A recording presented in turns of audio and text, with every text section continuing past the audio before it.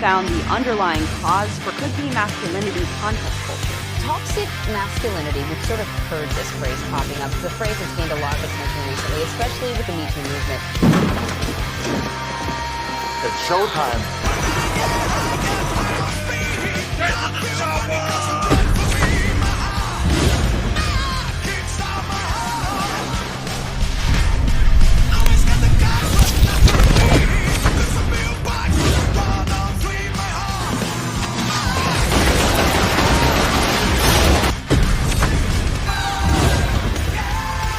They are my people. I am their sovereign. I love them.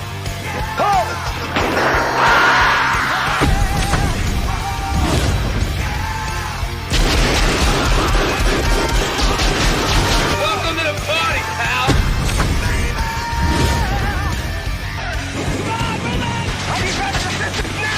Not.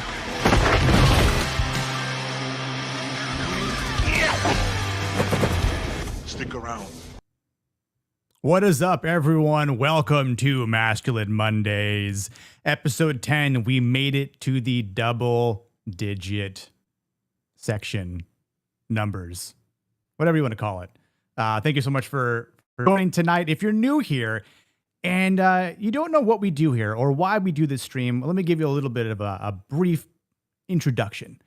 See, masculinity has been a dying thing in the culture in this world, so we thought it was a good idea to focus on all the great movies of the last few decades and say, you know what, there's a lot of masculinity in these movies. We need to focus on the masculinity in cinema and bring it back to today's society, and maybe it'll start to, reinvigorate the mind of people. Go, you know what, we need to be more masculine. Maybe if it's a little toxic, who knows, who cares, but you're here. We're here to talk about the Patriot from the year 2000, starring Mel Gibson. And I can't do it alone. And here to join me is none other than Emperor Goodwin. Yeah. Goodwin, what's up, man? Man, I had forgotten that Roland Emmerich directed this, and it was like, oh, how the mighty have fallen. He had such a string of good movies, and then he just went for crazy disaster movies that became absurd. Yeah. Absolutely. Welcome back to the show. None other than Mr. Sammy Threepeat. What's going on? I'm excited to talk about this one. I love this movie. I you know what? Even if we didn't talk about, if I wasn't to come on the show to talk about it, I was going to watch it on the 4th of July anyway. Yeah, I specifically wanted to watch this movie last in the 4th of July or Independence Day movies, just because we're obviously talking about it. I was like, I want to watch, Jaws, and I had to for Niat's channel, but then of course Independence Day and a couple others, but this was the one I watched most recently because we're talking about it tonight. So, and speaking of Patriots, he has a podcast, Golden Age podcast, right before this show here at 8 p.m. Eastern. Welcome back to the channel, Mr. Isaac 556. How you doing, buddy? Yes, sir. Good to see you. Thank you for having me. This is a peak 4th of July movie for me. I am so excited. It was a nice rewatch. I'm excited to get into this. I have the old ancestral musket right behind me. Not going to touch it. No, I'm not named Hassan, but it's right there. The good old freedom. So it's good to be talking about this movie. Mel Gibson's the GOAT, my favorite actor of all time, and very, very much looking forward to getting into this. So thank you for having me again on Masculine Mondays. One of the best shows around. Yeah, I do. I appreciate you, all of you guys being here, of course. But I mean, he's got the masculine flag behind him, the Gadsden flag. That's absolutely correct. You love to see the "Don't Tread on Me" flag in the movie. Love that. Yes. It's fantastic. Yes. Yeah. It was a nice touch. Actually, I got to explain to my wife about it because, she's like, "Oh, you have one of those," and I was like, "Yeah, no, that's what this is from." Yeah. Yeah. Now, it's a historical piece of American history. So. Yep. Yeah. Yeah. Exactly. Look, if anyone's new here, whether they're coming in from a raid or just kind of stumbling across the channel on X or YouTube or Kick, wherever you're coming from, do me a favor, hit that thumbs up button. You need to like the stream. All right. Look, sub. It's free. I'm not asking for your money, but it helps me out. All right. hit that bell for notifications, because sometimes YouTube actually sends notifications out when we go live or upload a video, et cetera, et cetera, et cetera. So, but yeah, do all that fun stuff. Yeah, I mean, you do have to go through a masculinity test to subscribe, so I want to make sure that everybody is capable. Don't leave that. That's in the fine print, so make sure to read it. Otherwise, you might get checked and thrown out. So there is that. And of course, we have a very masculine chat. Who's first? What's happening, everyone? Mr. Anthony Shacks, good to see you, brother. Hope you had a good 4th of July. And we got Ronan the Crusader. Hail. Hey, what's up, my dude? Good to see you here. Of course, one of the best guys here, one of the best mods on the planet, Jamma Lama. Doing it big. Happy 7th. Hope you had a good 4th. I know I saw you on the 4th. A couple of different channels, but yeah, we were a little late and gay. It was all right. But yeah, it's because Leon's not here. That's why. We'll just blame it on him. He will definitely be later and gayer. Yeah. Yes, exactly. So we're early compared to him, so it's totally fine. This movie is so wrong historically. Whalen, good to see you, man. Yeah, I know. Watching it again, I'm like, it's true. This isn't very accurate whatsoever. But it steals from a lot of other characters that they mention like in passing, and I'm like, hold up. I mean, Dan Morgan's actually the one that's doing most of this to begin with, and he defeated that cavalry, the British cavalry, like well before they go head to head with Cornwallis. Yep. Oh, one man didn't invigorate the entire American. Well, Revolution. I mean, Dan Morgan, you could probably look at and go, yeah, that guy kind of single-handedly wreaked havoc in the Southern campaign. Jake, what's up, fam? How you doing, man? Good to see you. Joseph, always popping around. Good to see you too, man. Hell yeah. We got Peepers. Oh, Peepers. Little furry friend there. Early Leon Raid, how's it going? Good to see you, man. I know, double digits, man. Who'd have thunk? He is a party animal. Nick, Leon will be on in a minute. I'm gonna put you on in the shower. Oh, we've officially hit that shower mark, y'all. Yeah. Oh wow. I guess there's gonna be late night wood in Blue Collar's house. Blue's like, yeah. Got my musket going tonight, guys. Yeah. Yep. I don't know why that right bicep is so much bigger than the left one. That looks like Quagmire over here. Oh, geez. We're going to be celebrating our being there at the beginning someday. Trust me. Absolutely, man. Oh, yeah. Well, Jamma's like king of the OGs, man. Absolutely. Oh, we got Jeff up north. Dude, what's up, man? Good to see you here. What's up, Jeff? He was just on my show right before the stream, so thank you, Jeff. Good to see you, man. Good great, dude. Man. He popped in the other night when I was slam some Tyranids on Warhammer 40K, which, side tangent, Niat said he'd never played Space Marine 2 and 40K, and I'm like, how is that possible? Mr. I cover Warhammer 40K lore? Come on now. Mm-hmm. Come on now. I expect better of you, Aussie. Gord Kig. Little pumpkin fireworks, head. Man. Fireworks. I know, exactly. Good golly, Miss Molly. Howdy, Nick. Working and lurking. Well, I hope you're not working too hard because it is now the evening. Unless it's, I don't know, extracurricular activities. Let's scroll down a little bit more here. We got, the other furry feet friend. Oh, yeah. I almost struggled in that alliteration there. Vital Idol Raid. What is up, Dax? How you doing, man? We got a short king in the house. If that's true, how did I get in?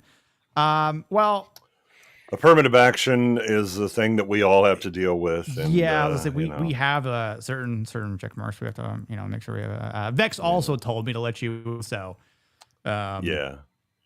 which Rossi might. I don't want to give too many spoilers away, but I'm cooking up something you might like in the near future.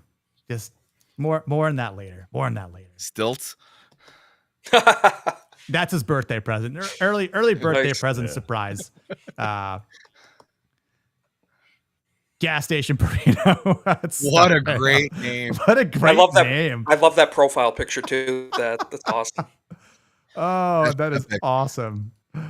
Oh, yes, blame Leon. Wow, it's kind of a standard thing to do here. Primate King, Son, Jesus.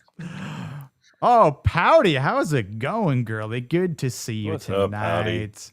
We got a Sturgeon 510 in here. We got a Gen T Maxi, Leona Rexosaurus Raid. You spelled sore ass wrong. Yeah, sore ass. It's true. SOREASS. You know, it's okay. We know what you meant. I know I'm kind of getting lost in there. We got Weirin of Bly. Good to see you, man. Weirin, always good to see you. Got rated. Lucky you. Well, at least it was the stream and not my pants, because that would have been really awkward. Rio, good to see you doing. I am doing well. It is a new week. A bit rejuvenated over a little bit of a busy weekend here. Dude, FWC, I haven't seen you in a while. Hope you're good, man. Also, how about them Panthers? Leon sent me here. I'm working but listening. Patriot is a great movie. It is. It really is. LMA, the yeet finally worked. You love it when you yeet properly. Oh. Ew, boys. Oh, God. Hey. It's Jana. Is that Jana I see? Hey, How you it doing, kind of Noah? looks like, yeah. I don't recognize her when she doesn't ask me to show butthole. That's a big thing. That's what's missing. Yeah. Well, I decided to show biceps instead of butthole, so I guess that's one B word. Yeah, close enough. Out of the way. I mean, they're not close to each other, but some people like one or the other, I guess, apparently. What's up, Paul? How you doing, man? Hail chat, hail panel, hail Nick, and the Plus Tracks back. Boom! Good to see you, man. Yeah. So listen, we gotta. It's a long movie. Now we're not gonna go through every single scene. There are some scenes that we'll probably mention in passing, but we'll definitely kind of talk about. I have a couple clips here and there. Theo Snodgrass, what's up, weirdos? Good to see you, man. How you doing, man? Good to see you. Watcher X, recycled trash is still a trash. See every movie ever. It sounds like one of Nadia's people there. Watcher's cool. He's in my chats a lot. He brings the heat. He says some off the wall shit sometimes. It's hilarious. Well, he sounds smarter than Nadia does on movie reviews. So yeah, may have seen it. Well, he says see every movie ever, so he's already so if way you've ahead. seen every movie ever, Watcher, then you're already doing a lot better than Nadia is. Yeah. I mean, if you've seen double-digit movies, you may be ahead of Nadia. She's supposed to be here. She probably forgot because she's probably too amped about Jurassic World Rebirth.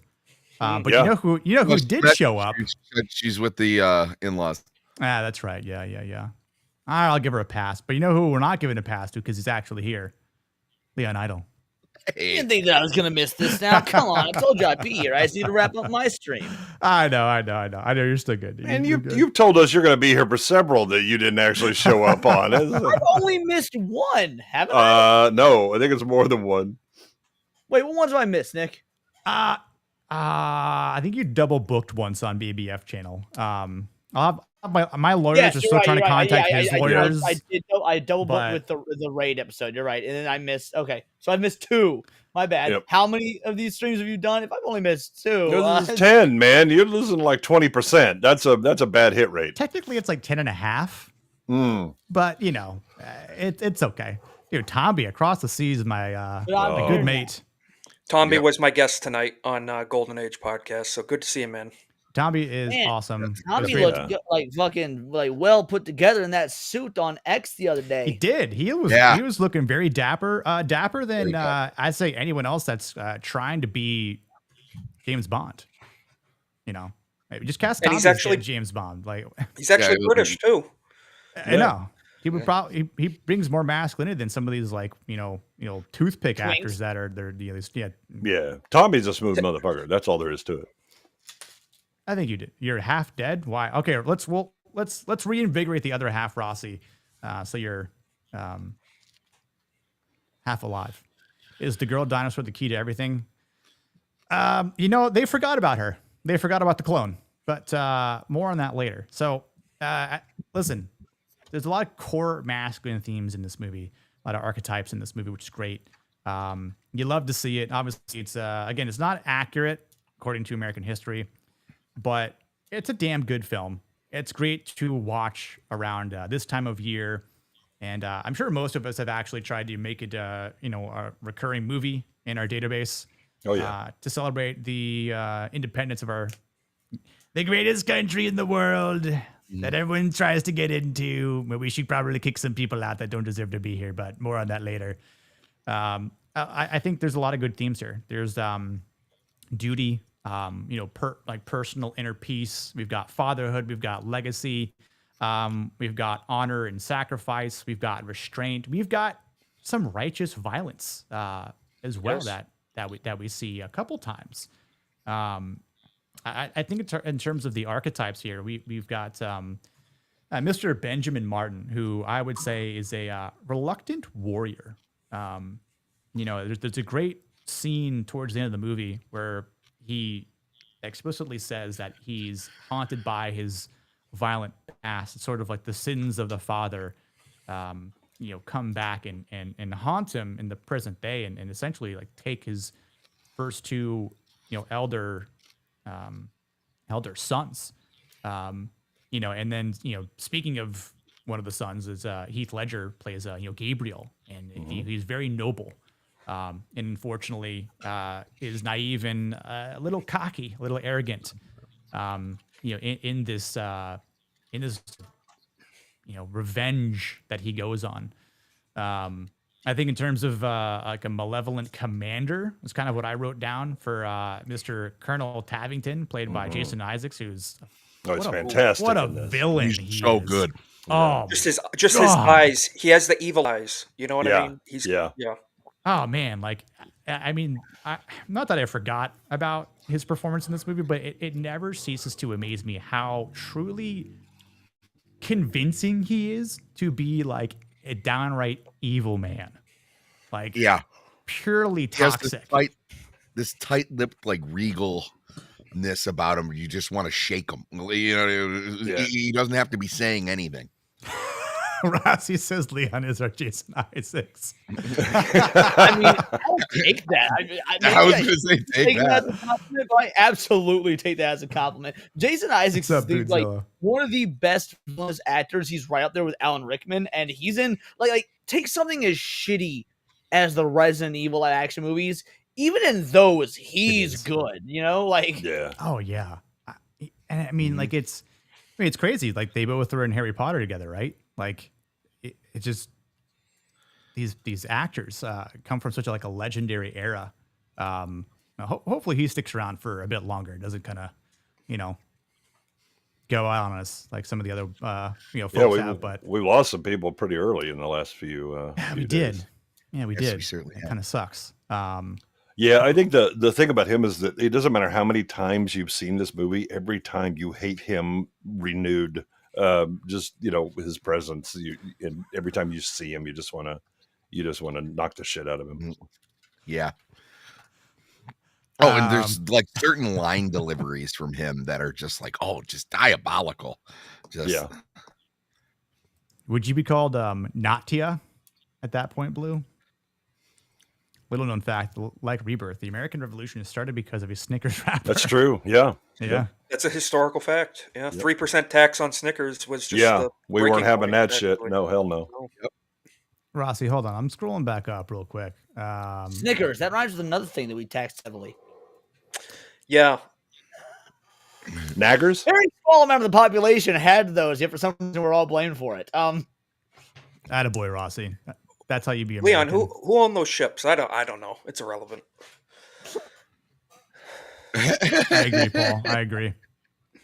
Yeah, I think we also have. It's weird to cheer for a French guy in this movie, because we make fun of the French so much, but I guess they did kind of help us out, but we've repaid. World War II, we're square. Yeah, we're definitely square for that. I like how they make them cool, and they let you like root for them, but they still let you know that the French are weird. Yeah. Yeah, I mean, it's always especially in that era, the French were an enemy of so many of those colonial, militia and army, because of the French and Indian Wars. And then, you have really what we have with our French dude in this one is kind of the mirror of Lafayette.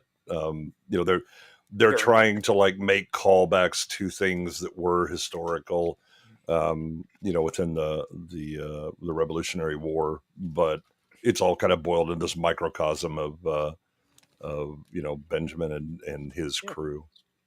It's a historical fiction. Yeah. Yeah. Yep. That's a good way of putting it. Yeah, so was Anne Boleyn, but everybody hated that for some reason.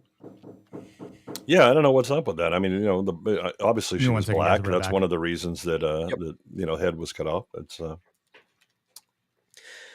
Very true. I agree with Leon. We are square with the French as of World War II. They have nothing to hold over us whatsoever. Going yeah, forward. they might want to thank us for World War One while they're at it. That'd be helpful. Mm-hmm. Who's Anne Also, Boleyn? I note the French. They're like, oh, that American Revolution. That's a cool idea. They managed to screw that up. They misunderstood what was going on. Multiple times. Yeah. So we all know, and we're all. Did your creatine via DoorDash arrive? Was that the knocking we heard? Is that what it was? Yeah. Yeah, pretty much. Yeah. Impromptu protein shake of the evening. Oh. Vex is headed down south. I told her to stop in ATL to see me. She said she's too scared of ATL track. I mean, look, the March meetup's going to happen, right? That's going to be even better, right? Yeah. So. MegaCon 26. Exactly. I'm shooting for that, so we'll see. Heck yeah. As somebody is going to be streaming daily very soon, y'all better show up and show out with those super chats so that I can make it, because I would love to spend that time with the boy there. Hell yeah. Throw you on Spirit Airlines or something like that. Get you. They don't have Spirit from my fucking local airport. I'd have to drive about 3.5 hours, then fly Spirit from there, which at that point I may as well pay the extra fee. Yeah. Really? Mm-hmm. That's kind of whack. Yeah, dude, the flying situation out of Missouri seems harrowing. Yeah, I live in a big city, but like it's about 200,000 people, so it's small enough to still not get Spirit, but also big enough to where like we've got a legit airport. I'm riding this weird middle line. Before we get into it, no need to thank the French for World War I because they provided most of the training and machine guns once we decided to join. The war was being fought on their land. There was a reason that they decided to do all of that. Oh, by the way, they almost had their government overthrown because of their incompetence of running their own military. Gemma, I think that's probably the consensus. I mean, some of people here already have. Yeah. I'm sure it's they're real and they're spectacular kind of line probably plays right into it. Vex was wonderful to meet in person. No, I know she absolutely awesome. was, and her bosom felt so great, cradled against my cheeks. It was such a nice hug. All right. Speaking of hugs, actually not really, but so look, the movie opens up with we see Benjamin Martin in solitude. He's carefully weighing a small parcel, and then he's testing a self-made rocking chair that it collapses. He's still trying to iron out the details. I think the part of this that makes it masculine, because it doesn't at first seem masculine, but I think it does capture the attention, the tension that starts to build up as opposed to destroy. So it's like the opposite here. Like he has a life, he's building things, he's building his family, because he's a dad to 7 kids, and sure he's got some help on the plantation, right? But at the same time, as he brings up in the council meeting later on, he's like, what am I going to do? Right? Like I'm one man building a life, building a family here. And I think the rocking chair, to me, what it symbolized is this attempt to create peace and stability because of what he's already been through in his past. Well, to be fair, this scene was immediately demasculated by not having Twisted Sister's "I Want to Rock" played during the scene. Yes. True. Sorry. But also, just the casual way he's rearing his boys, where he was like, yeah, those swim breaks really get into your chores. Like he knows that they were clowning around. That's why they didn't get their work done. Yep. But he also knows that they're young boys. He wasn't very hard on them, but he that was a good fathering scene. Yeah, and you see the younger one, like, kneeing elbowing the older one, and he's like, "I told you, right?" Like, Yeah. dad sees everything, and that's enough. Father I always knows. I think this pile of chairs is a symbol too that he's very resilient and not willing to give up easily as well. Yeah. I think that speaks to his resilience and his desire to keep going till it's done. Essentially, achieve the goal. And that speaks to the later part of the movie. Yeah, I mean, it's kind of showing up that he's a gentleman farmer, like a lot, certainly in southern states, and Yes. we've been up into the north, where they were in many ways Renaissance men. I mean, that it A wasn't warrior just, poet, you could say. So too. Nolan. yeah, and there's a while it's resilient, there's also he demonstrates kind of a bloody mindedness that sticks with certain strands of Americanism, where it's you get stubborn to the point that is like, I am going to do this no matter what, right? And once I kind of get locked onto something, I'm not giving up until Yes. I achieve it. And as we kind of find out a little later, his history also demonstrates a bit of that bloody mindedness. And Yep. Yeah, I Well, agree. it goes to Isaac. go ahead. No, I was just going to say, it goes to show too. There's, getting into philosophy side of it. There's no virtue in a weakness, but there's virtue in the ability of committing great violence and controlling when that's implemented. When it's righteous. We see it in this movie. He's not virtuous. He's not a weak man. He's virtuous because he's capable of great violence and because of his morals and his moral compass. He implements it when the correct timing is at place. So. I thought I was going to have this great philosophical moment What's up, when I Rick? said that exact same thing, and then you beat me to it. So fuck you, Isaac. Hey, it was a little obvious. Just pointing out the obvious, but I just had to say it. So yeah, I mean, the other thing is that you have a lot of people that are advocating Jacob. for war who don't actually understand what that entails. He does in the most direct way, and it's why his warning is this won't be fought on the frontier or on some battlefield. It will be among us, and our children will see it, and he has seen it.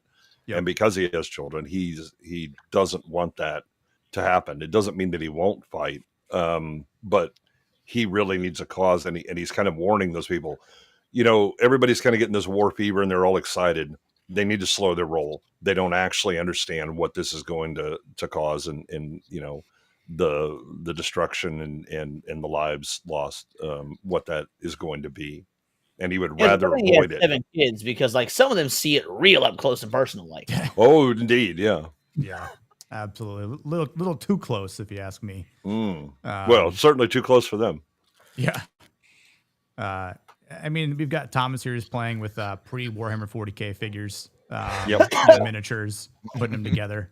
I mean, I remember having some toy figures like this or miniatures back in the day. I think they were all metal, right? Still. I mean, I don't know. I had some of the die-cast ones that were like Renaissance knights and stuff that didn't really move. They were in just one static position, and you had Renaissance knights, and I think I had some that were like Indians or Native Americans. Sorry, I can say Indians. I was raised on the Cherokee Nation, but various different historical military factions. They were all die-cast figurines. Yeah, I mean, you have the what they used to call tin soldiers, but they for in the die-cast stuff that most of us would have grown up with would have been like pot metal, zinc, and stuff like that. Back then, it's lead. There's a reason that he can use them to melt down and use for ball. Yeah, I love that. It definitely has a deep meaning to it, which we'll certainly get into later. But it's really interesting with this part, based on his sons, Thomas and Gabriel here. They've got this fire and idealism that war is glory. Whereas, they've never experienced it. And they have the vices of young men. Yeah. Yep. And, obviously, as Benjamin says, well, I was young and tempered. I was intemperate. Fear as he's called out with it. But at the same time, reading through the Declaration of Independence, and the meeting of what will and has been for 250 years now, this amps them up, but he does have this authority. Like, they all respect him, obviously, because he is the father figure. He is the authority. I think he's soft spoken to his children, but it's absolute. There is no questioning, even though they obviously disregard him. And when they do disregard him, bad things happen, right? But he takes that blame upon his past sins, unfortunately, which is kind of unfortunate. Yeah, I mean, I think we always have the as parents, we try and tell our children, hey, don't do this, and we want them to avoid the mistakes that we made. The thing is that when you're young, you're going to repeat mistakes, and you're gonna I hear that, and it's not the same as learning by actually suffering the consequences of your own mistakes. So I mean, how many of us young, dumb teenagers, our dads, like specifically dad, I mean, yeah, mom too, dad would tell us something from their youth that they fucked up in, and we would ignore that and find ourselves in the same situation because we didn't listen to dad. I know that happened with me and my dad multiple times. Absolutely. Like, fuck, I should have listened to my dad. He was right. But of course, you're a young, dumb teenager that thinks you know everything. Yeah, and every generation believes that they've invented that they're experiencing some new thing in the world for the first time, right? I used to laugh when younger kids would be like, oh, and I did this as a woman. You wouldn't understand. I was like, son, how do you think you got here? Yeah, your parents were banging uglies, and their parents were banging uglies, and humans have been doing this for a long time. You have not invented anything new. It's hilarious. Like my dad is married to a Asian, very much a mixing of the races. I was over at I think it was, I don't remember, it was right at the Vegas meetup or whatever, and I was with my dad, like, fuck, must run the family because I'm looking at a nice colored girl myself. I was saying it as a joke with his Asian wife in the room, and he and I both laughed about it. She sort of rolled her eyes, like the slit eyes they are, and it was a good moment between me and my dad. Yep. Well, and in my case, I mean, I'm a carbon copy of my father in physical, but temperament too. And the greatest, he knew that, of course, early on. Raising me, he always was like, learn from the mistakes of others before you have to learn from your own. And he's very blatant. He's told me about his past and younger days. Right, he's nice. like, don't do that shit, because if you don't watch out, you're gonna do what I did, and it's stupid. So learn from their mistakes. They lived it, so we don't have to. So yeah. Exactly.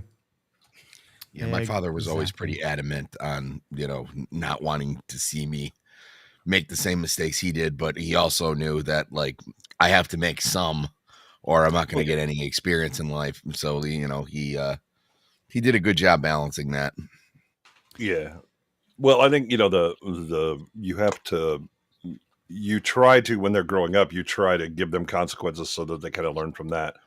And, you do the best you can. But look, once they're 18 and out of the house, I mean, they have their own lives. You can't tell them anymore.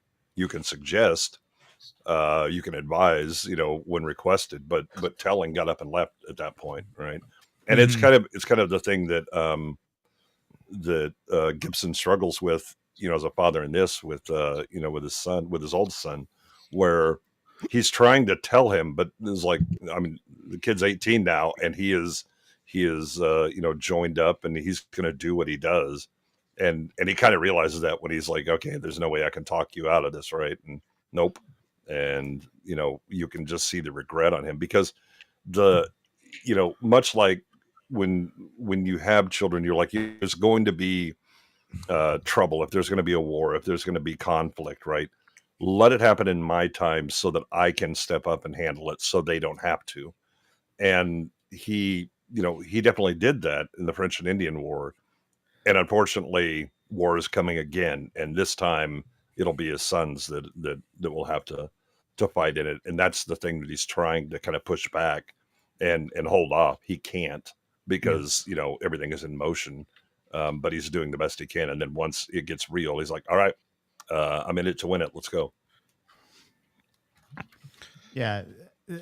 Before we get into the this next part here, one of the things I kind of wrote down, which I believe this can still be masculine, but the question I proposed was, can a man's desire for peace be stronger than his readiness for war? No.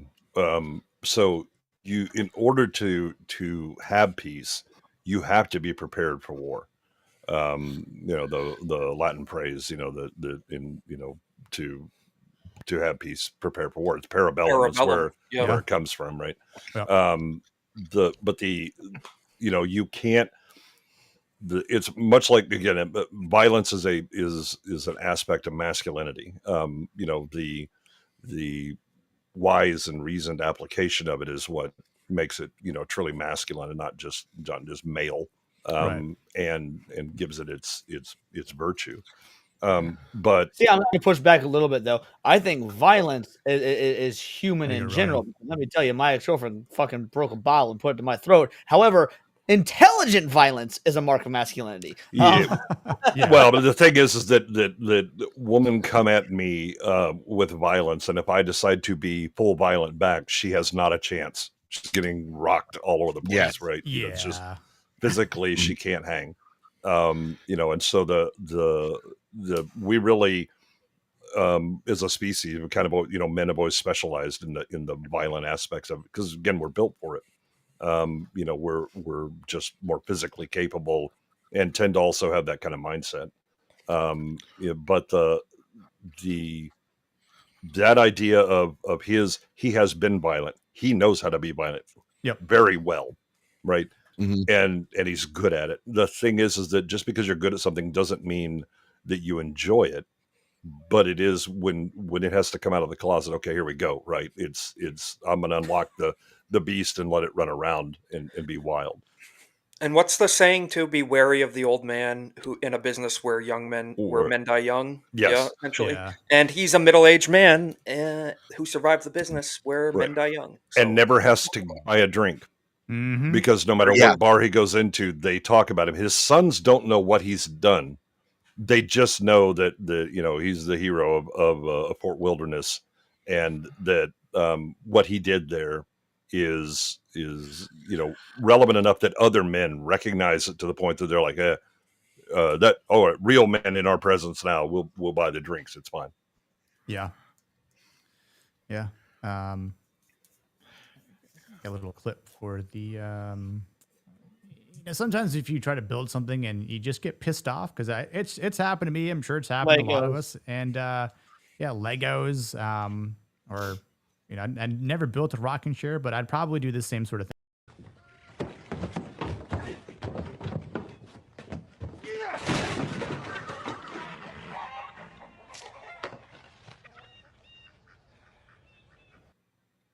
I love that though at the end with his daughter, like and he apologizes to the people that are in there, because again he lost his temper. Yeah. Like that, I mean, but let's face it, losing your shit is like 50% of building something. Does everybody else here? Let's say you buy like something from IKEA, or just some sort of cheap, easy put together yourself sort of shit. Like, I will spend 4, 5, 6 hours figuring it out myself before I dare even look at the instructions, because that feels like I've been, like, if you start the instructions, you're a fucking weak man. That's true. And if you really know what you're doing, you always have some screws left over too, because you're exactly. So, bro, like these are the extras that they gave me, not the ones I missed. Yeah. I have one sitting next to you right here. I don't know where it came from. I just saw it on the ground next to my computer desk. It was like, well, you know what? Everything around me is still functioning, so this must not be necessary. That's right. That's just a spare. I'll put that in the drawer. Yep. I like to refer to the instructions afterwards to see like how I did. Right. It was I didn't do that in order. Accurate. So it's stable. Like, I flipped step A with I was already on step D when. Yeah, I mean, I always view those as the opinions of the manufacturer, And really, I don't listen to other people's opinions on things, so I'm going to handle this shit myself. I'm fine. Exactly. There's been times where I opened the instructions where I got like lost on something and got more confused because like they were just like poorly illustrated. So it was like I had to figure it out on my own anyway. Oh, and they're in English, so then you get the double confusion. True, Whitey. You joke about that. One time, I must have been fucking 13, 14 years old. I was helping my grandpa build a trailer. Like we bought a trailer from Harbor Freight. He was putting stuff together himself. I was helping him and whatnot. He eventually ran to a snag. He's like, okay, I don't know where this part goes and whatnot. So he finally opened up the constructions, as he would call them. First fucking page was the Chinese page. And like, of course, we're in the Midwest. We're from Harbor Freight. What the fuck do you mean the first page is the fucking Chinese page? Exactly. Press 2 for English. Should be press 1 for English. Anyway. Press nothing. You know. It happens. So this lead up scene, right? Like now, as we just mentioned, war has now arrived on their doorstep. It's not quite there yet, but it will be in time. Obviously, with the dead bodies floating down the river, and this is like the young boys seeing death for the first time. Well, I should say not maybe death, but seeing dead men, bloodied from battle. Floating and obviously the entire family is here now for the most part. And Dad says, yeah, let's just move along, because this is not a sight to behold. Well, they're experiencing the unromanticized violent aspect of the war, right? So all these kids had ever seen is, Thomas has his tin soldiers.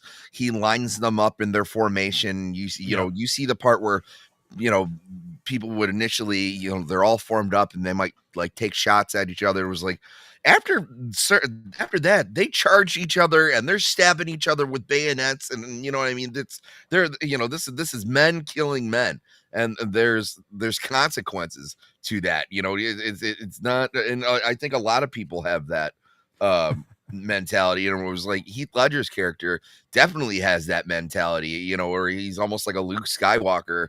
In that aspect where he has this romanticized, idea that he wants to fight for his ideals, but he doesn't understand the consequences of that. Can I stop and ask, did Sammy really just say there's consequences to killing a man? Oh, no, I'm saying just consequences to just going to war and being violent. He has this romanticized I love the idea that they're like, we're over here, we're breaking down the masculinity of this fucking film one night. It's like, there's consequences to killing a man. Like, you don't say. I mean, well, why did you? Especially I've never now, had a problem. But you could probably get away with it back then a little bit more. No, I mean, even in war, right? The fact that you're taking another human life, and everybody kind of thinks, oh, I'll gloriously shoot this and that, whatever, right? But as with a lot of how war goes, you get up close and personal. A lot of this is happening at bad breath distance, and so you are seeing the light go out of someone's eyes, and when you have time to kind of calm down and the adrenaline's gone, you think about the fact that you just killed another human being. You took all that they ever could be, and it's gone, right? All of the future and the the generations that could have followed from that, all of that is gone because of an act you did, and that will make you think. But I love the when you have the bodies. It's pretty soon after Benjamin speaks, before the assembly, and essentially warns them. If our children will see it, they will witness it up close, and then sure as shit, here we go. Right, you've got bodies rolling down the river that his children are looking at from the battle that's getting nearer to them. Dang, they're talking shit about Isaac and ABS room. What? Oh shit! Yeah, no, I think they set up a little super chat goal to time me out from chat of.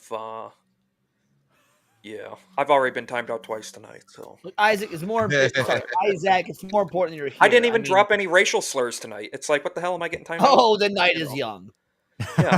Yeah, we'll see if I can make up for it. But we'll see if we can find the chink in your armor. Yeah, exactly. Chink in the armor is a phrase. Don't demonetize it. What's that? I said, chink in the armor is a phrase. Don't demonetize Nick, YouTube. Yeah, no, Don't no. Don't renege on your decisions. Yeah. Yes. But yeah, we've got dudes with blowing off limbs already. I mean, it's there's a battle in his fields, so that's as close as it's going to get. And now you've got wounded soldiers on your porch, And then here come the freaking redcoats walking through your fields, lobster backs, ATF. Yeah, the ATF, early days ATF. Yeah. And I mean, obviously, like this is like the rush that Gabriel, Benjamin knows is coming, right? Like Gabriel returns home wounded, carrying dispatches. Like he already knows, like there's no time before these soldiers are going to arrive on his porch. And sure enough, I mean, it just took until the morning for it to happen. They could already hear the what do you call it, the 6-pound guns, I believe, that were being fired off throughout the night. But and it's weird to say because this officer, I don't remember if he had a name or not, because he doesn't really make it much further. Yeah, he doesn't last long. Caribbean. He was kind of like he was in Pirates, right? Yes, he was. Yeah, he's kind of like the okay British officer. Like he thanks him here for harboring the king's men, right? Like just thank you for helping him out, and wasn't going to press any questions up until Colonel Taffington showed up. So it's almost like if he hadn't showed up, they might have been able to sort of get away, or at least Gabriel would have been able to escape and continue on with his dispatch mission. But this son of a bitch shows up here and just ruins everyone's day. Yep. And then this is where like the toxic masculinity is just overflowing here. Literally, I mean, Benjamin loses everything. He loses his second eldest son. He loses his entire plantation. Even the freed help that he has are taken away. Yep. He doesn't quite lose everything, but he loses an awful lot because he still has some family. That's true. I'll recant that.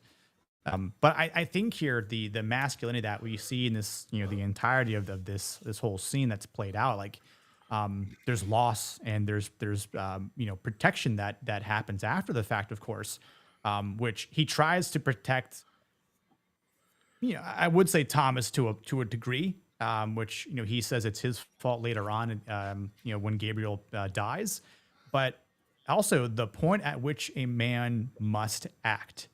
And it's unfortunate that it happens after Thomas, makes a very bad and poor decision to charge at the guards that have already, started to take Gabriel away, because it's a failure. And Benjamin has failed to protect his son. And it's almost like a violation of the masculine code that he's tried to live his best by. And he obviously makes a response to that, which is one of my favorite scenes in the entire movie here, because I feel like this is like the defining moment that showcases masculinity between peace and violence that we've talked about. Like this is what happens when evil crosses that line. Like you say, Goodwin, like you've got to be ready to act violently because you can. And Benjamin already knows he has that within him. And sure enough, he does. He's like, cool, my house is on fire. Guess what? I'm going to run into my house that's burning, grab all the weapons that I possibly can, grab my 2 sons that are like, I don't know how old they were, but like, what? 8? Yeah, like maybe 12 and 10 or something like that. Yeah. Yeah. Like end of elementary school, middle school age. Like, and we'll get to that in a second. I can't wait talking about that. But man, like it's the pain that he has to endure here so early on. Yeah, he's trying to. I mean, he his primary responsibility is he has his oldest son, that he's trying to save, and pointing out the rules of war because he's familiar with them. Tabington isn't having that. He doesn't give a damn. Yep. And so it's like, okay, I'm going to have to think this through and come up with an alternative plan. But then you have Thomas, who does the impulsive thing where I'm going to, because he's like, hold up, stay, I'm handling this essentially. But they don't see him directly handling, because you couldn't at this time, right? There's no violent solution at this moment that solves anything other than he had already pointed the gun at his family, at his children. Yep. Like from the get. So, right. he understood the situation. Right. And I also think he was going to get Gabriel regardless. Thomas he doesn't understand the nuance of the situation. Right. And they believe neither does Gabriel when he's because he's like with him. He calls him father right in front of him. And we just played our hand. Yeah. Thanks for revealing that, ass clown. But you had already had the confrontation with the don't hide behind your family. Right. Like he's a coward in some way. So Thomas already kind of has this, dad isn't going to do anything at all. So I'm going to do, something, which is stupid because, again, he hasn't thought it through, but it's impulsive. And he gets himself shot, right? Honestly, No, good. Oh, go ahead. No, I was just going to say, that's some father-son bullshit right there. That's something a teenage boy would say to his father. Don't hide behind your family. That's something where you're really sticking them right in the gut, like making them feel bad, disrespecting them blatantly. I've said bullshit like that to my dad when I was a teenager, and shit today that I still I'll kick myself while I'm stuck in traffic. I was like, I can't believe I fucking said that to my dad. I know, what a jackass. Well, I mean, but a lot of it is that there's public shame because he doesn't understand why his dad isn't signing up. He's dad, you talk a good game, that you believe these things, and clearly you've been a badass in the past because people buy you drink all the time or whatever, but now you're not doing it. And or you're just hiding behind us because now you're a coward, or you don't live up to your principles, right? It's because he lacks the understanding and he has the impulsiveness of youth. And so he says that thing, those kinds of things because he's stupid, right? I mean, he just lacks the knowledge.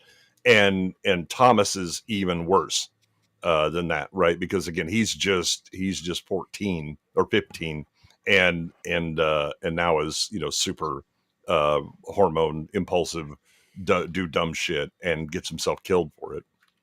Well, you also have to understand the times and how the family unit is. He probably has more experience being reared by Gabriel than he actually does his father, right? So when he sees that they're taking a father figure away from him, and Gabriel is also saying these negative things about his father, he does probably one of the most impulsive things you could do is charging at the people with the guns. But he doesn't know that his father's prepared to act. It was going to act. He's not going to let his entire motivation throughout this beginning of this film was just keeping his family safe and keeping them out of it. And was like, well, obviously when you're taking someone who through the rules of war isn't going to get killed, shouldn't be killed, and you're saying you're going to kill him, well, that they're not playing fair. He recognizes that, and he was going to act anyway. It's just Thomas clearly did not read the room. Right, and it's also again that it may not be that he's going to act violently. What he may be doing is looking for a superior officer to go and appeal to and go, hey, this guy was in uniform. Yes. He's got meds. Right, he knows the rules of war and he knows how to get things done. And again, he's trying to avoid violence because once you start violence, it is very hard to stop. And it's like a wildfire, right? You light a small fire, you don't know where it's going to go when the winds start blowing and it blows up. And that's the problem. Again, his point about the war and how the people that are voting for it don't actually understand it in the first place, right? That once you get that ball rolling, once you've opted for violence, you can't pull back from it. You have to follow through all the way, and that can get really nasty. A couple lessons that I've learned. I've learned more lessons on the playground than I did in the classroom. But one lesson I learned real early on is after the punches get thrown, you're not going, "Hey, let's talk this out." No. There's a time where the talking stops. Yep. Right. Very true. Yeah, I think I've got a nice little clip about Thomas's death here, unfortunately. Gabriel, run! Thomas!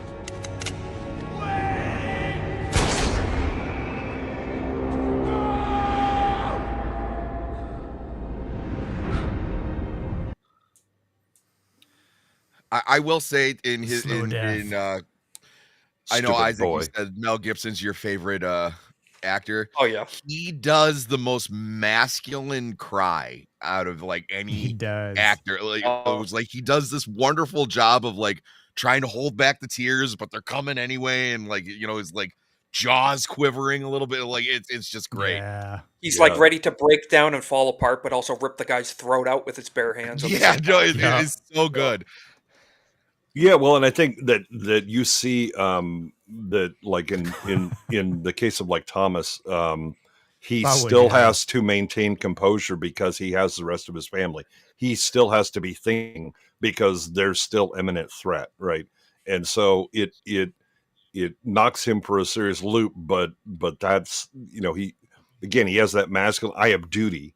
The one time he really loses it is when Gabriel is killed, right? And he tries to still remain stoic and get things under control, and it just overwhelms him. And then he just goes into his grief. That's exactly right, White Bear. That one officer's like, this is not right whatsoever. Yeah, again, it's British infantry. Those are British regulars and would have followed the rules. There were, like certainly, as Wayland is pointing out, the loyalist militia would have committed a lot of these atrocities, and a lot of atrocities on both sides were done by locals and militia. But there was a cavalry unit that was very much kind of their special forces, and they were known for not taking prisoners, even though that violated the rules of war. Well, you make a great point, Goodwin. This was kind of the first civil war on this land. Mm-hmm. When you think of it, it was neighbor against neighbor, brother against brother, loyalist versus rebel. Yeah, and it was an English civil war. Yes, it was. Yes, it was. And when you think of it that way, it wasn't just this foreign 3,000 mile away army coming to fight people they've never met. It was neighbor against neighbor. So. Well, and I mean, like officers versus officers. I mean, there Washington would have been in the serving with the British officers in the French and Indian War, as would a lot of these others, right? And then later they're against each other. There's benefit to that too, tactically. Washington, I'm sure, knew many of his opponent's moves, because of that. Yep. Yeah. And we kind of skipped over the scene, but I mean, I do have a clip about it because it's definitely really interesting the way Benjamin is not willing to go to war at first here. He's reluctant, except it's the other commander that is like, let's talk about principles real quick. If your principles dictate independence, then war is the only way. It has come to that. And that's when he goes into like, well, I've got 7 kids. What happens when I die? And it's like, well, yeah, who will take care of my kids? The scene is a very, my bad, go on, Goodwin. Well, yeah, it's the who will take care of my kids, right? And the rejoinder is, it's not only childless men that fight. And he's like, and his response when that was, yeah, well, I'm not willing, right? I'm not putting that at risk. Yeah, I lost that luxury when I became a parent. Yep.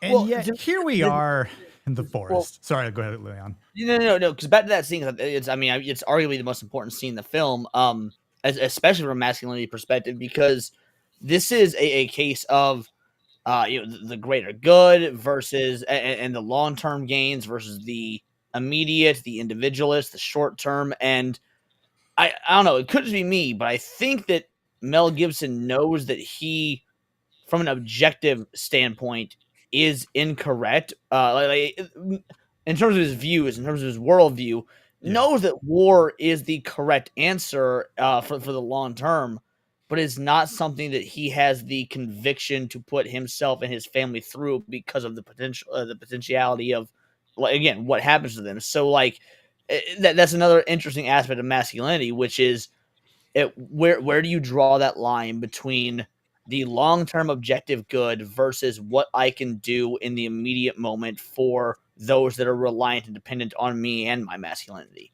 Well, I think there's another component of that where he raises points like, look, we can petition King George, and it was like, we've done that, and he goes, then do it again, right? That you need to exhaust all other possible That's options. one of the historically inaccurate things about this film. This film takes place right, like, what, 1775, 1770, like right before 76, I believe. Yeah, it's 76. Okay, they've been 76. petitioning King George for like 7 years historically by this point, and I think that's one of the things where the film has an issue in terms of being historically inaccurate, because I Right, could just be me, but I would think after 7 years of attempting to petition King George, his opinion should be different by this point. But yeah, but it's they're trying to convey the idea of you should avoid war until it's a last resort kind of thing, but they have to put it in a certain way. Now they do have a good political point where he's like, why do I want to trade one tyrant 3,000 miles away for 3,000 tyrants that live 1 mile away, right? Because understand that they have not decided, in when we decide to go to war, what is the political situation going to be? What is, there's no constitution. Immediately following the Civil War. He was concerned that we would fall into anarchist democracy. No. Well, I mean, in real life history beyond that, they wanted to make George Washington king before he was like, yeah, didn't we just fight over that being a bad thing? They want for a third term. He's like, nah. Right. Their biggest complaint again was not that they had a king; it was that the Parliament and King George had done these grievances to them. Right. They again, it had they had representation. Because they were British citizens, they should have been treated as such, and they were not being treated as such. Then they would have stayed English. That was the thing. Yeah, again, the idea is that it's the argument for their English rights, and that Parliament and the King are not, mostly Parliament. The King is just kind of absentee landlord for a lot of this. That doesn't happen, right? It's only afterwards that you start to figure out what the actual political situation is going to be, and government. And that's where the line "an American nation" comes from. Where they emphasize that greatly. Yeah. Seeing Harrison Ford in this would have been weird. I don't know if he would have done the movie the same justice that Bell did. I don't think it would have been bad, but just it would have felt I different. would not have liked that. I don't know. That seems like modernity speaking. I mean, this film came out what, 2000, 2002? Yeah, it's 2000. 2000. Harrison 4 years Ford after Braveheart. Our view of him is very different than it was in 2000. So I actually do think at this point, he's only a few years off Air Force One. He's one of the greatest actors to ever portray an American president. Like, I speaking because we know that he's a fucking hardcore lefty piece of shit. Yeah, but I mean, even like seeing the Tom Clancy movies that he was in or whatever, he was already looking old and a bit ragged, right? So the physical violence, that he would have been able to. Fair enough. I mean, I think his Tom Clancy movies are the best. I think he's been the best Jack Ryan, but I do get what you mean. I just also kind of always envision that character as like somebody that is grizzled, has seen, the horrors of humanity and whatnot. So. But yeah, that's fair, because I mean this is only 8 years or something before Crystal Skull, so he would have been in the physicality state a bit worse off than Gibson. Yeah, as Waylon points out, he was 56, and he was already kind of gimping around a lot in some of those Clancy movies, where it didn't look like he was going to be he was a guy who had office work and then had to go run around, and his running wasn't exactly inspiring. But Gibson was still young enough and physical enough to actually deliver the kind of this is a badass, like one-on-one physically as well. As we get into this forest ambush here, right? Like, I know some people in the chat have already said like this is one of their favorite parts, and it's definitely one of my favorite parts because the way he casually goes about this vengeance here, it's like the warrior has come out to play. And the way he talks to his kids, remember what I taught you. You go for the. You remember what the officers look like? Cool. Start picking them off one by one. I mean, to tell your kids that, who are again somewhere between like maybe the ages of like 8 to 12 years old, something like that, maybe 13, 14 the most. But like, I don't know. I think Thomas was probably more along those lines. But I mean, you can see in their faces, they're the younger one. This one, he's scared. Right? How could you not be? But he's about to get more scared when he realizes just how violent Dad can be. Oh yeah, I mean, I love this part so much because like this is how primal Benjamin gets here to protect his kids, and I know you might think, well, you're bringing your kids closer to the action, to the violence, but it's based on what he's been able to portray to them in the masculinity of how to shoot a rifle, how to, again, like you hope that they would never have to do it, but he does teach or he has taught them how to take a man's life, right? Aim small, miss small, as he says. It's the things you would do in hunting. Really, right. You're just hunting men now, right? Lobster. Lobster. Lobster. We're going to have a lobster boil. But he does have the good, again with the young one, he's like, take the one shot, and after that you reload. The older exactly, one. Rick. Yeah, I mean, this is unapologetically raw, and there is a vengeful purpose here. Well, no, there's a real. His outcome is really, he's trying to save his older son, and I'm actually the way to curious what you do mean by it's wrong, Nick. Huh? I'm actually you say he's wrong. I'm curious what you mean by that. No, I didn't say it was wrong. You didn't say it was wrong. What did you say? I could swear I heard you say. I said unapologetically raw. Raw. I think you're unapologetically wrong. I'm sorry. No. This is all sorts of right. Okay. Yeah, that's why. Yeah, my bad. I was confused. Okay, I'm all sorry. good. All good.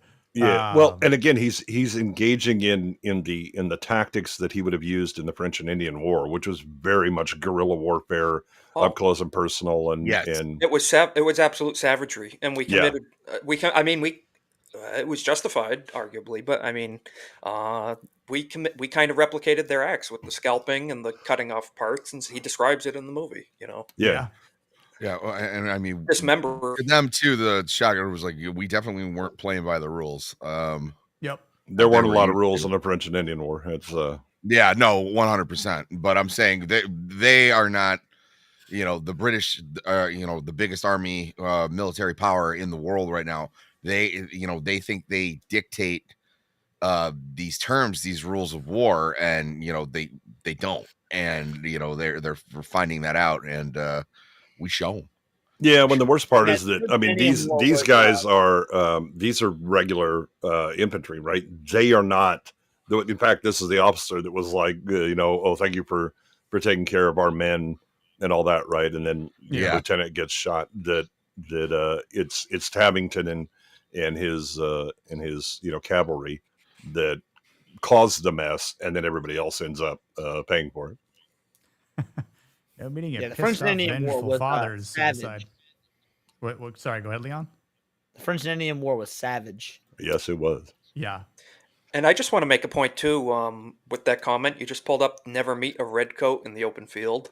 Mm-hmm. When you think of it, from the guys, the regulars that came from overseas, these could have likely been a lot of, they were British boys from mainland England, and a lot of them could have been raised in London or in town, whereas you're meeting a bunch of hicks, essentially, here in America that were used to stalking animals, for food and stalking and being quiet and being light on your foot.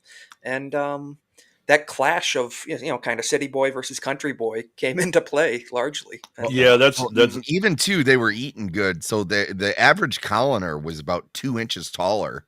Very true. Than the mainland Europeans. Yeah, I mean, so we, at least with like the colonial army, those are for the most part actual military trained, and they were trained in the British Army. The militia is always who's hanging around, right? Grab your rifle, grab your gun, and here we go. Now, it was also that a lot of militia, or at least members of it, were involved in French and Indian War. But they're really undisciplined. They're not going to stand up on a field of battle against the British in a stand-up fight, right? But because this is the Southern campaign, Morgan and those, they take advantage of of that kind of guerrilla warfare style that the militia were better, they were a better fit for. Yeah. I like this quote that C.W. Johnson has here. The true soldier fights not because he hates what is in front of him, but because he loves what is behind him. And that's exactly what Benjamin is doing. And sure, this is about to get very grueling, very muddy, and violent here. And it's unfortunate that this transformation that his sons see him go through here, it's like he's sheds the man that he's tried to become and reawakens the one that he had hoped to bury and forget and never to hope to see the light of day again. And this poor nice officer here, it's like one of the first ones to get shot by the son. So it's like, damn, all right, well, here we go. His sons are good shots. And this whole like ghost aspect, as they call him later on, he's jumping through trees, headshotting dudes, they're getting shot in the chest everywhere. I mean, I don't think they missed a shot. So Benjamin must have been a good instructor to his kids, and I love. Well, again, if you miss your shot and then you don't eat, that's a hell of a motivator to get good at shooting. Mind you, too, Benjamin's using rifles, and the regulars are using muskets as well. So he can reach out and touch them about 3 times as far, and probably with his training too. Yeah, much more accurately. He has range on his side, and that probably helps quite a lot in this case. I suddenly remembered my Charlemagne. Let my weapons be the rocks and the trees and the birds in the sky. And the birds in the sky. I love that part. Leon, we will cover Indiana Jones, I promise, soon. Yeah, well. So another point of this is that you the reason that you shoot the officers and your NCOs is to cause chaos, so that you can't get effective military response, right? That everybody becomes an individual, and then it's much easier to defeat because they're not operating as a unit. Yeah. This scene was pretty great. The troops say like he's in the back, and he knows that's where his kids are right here.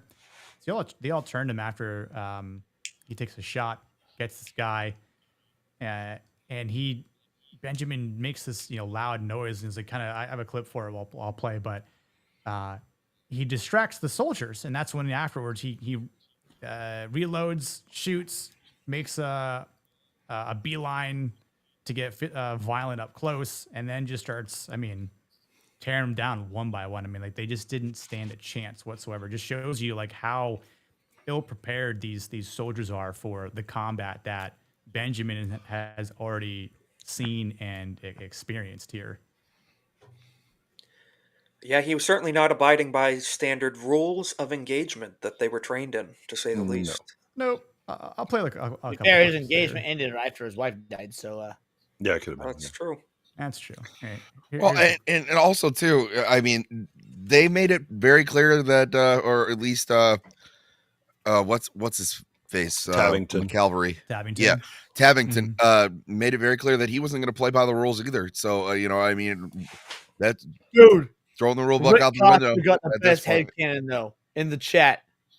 Huh? Hold on. Yeah, is he an ancestor of John Wick? Yes. Oh man! I'm going to look at the Patriot as a John Wick prequel. Well, it's already canon that Benjamin Martin is an ancestor of William Wallace, or vice versa, and then John Wick is so it's John Wick comes from the line of William Wallace. Wallace and Martin. Yeah. Yeah, unfortunately, he forgot his bulletproof cloak. In this fight. Otherwise, he just could have walked right in and mowed him down. We named the dog Indiana. You're named after the dog. I was always fond of that name. I'll play a clip here. Hang on. Where's that little ambush?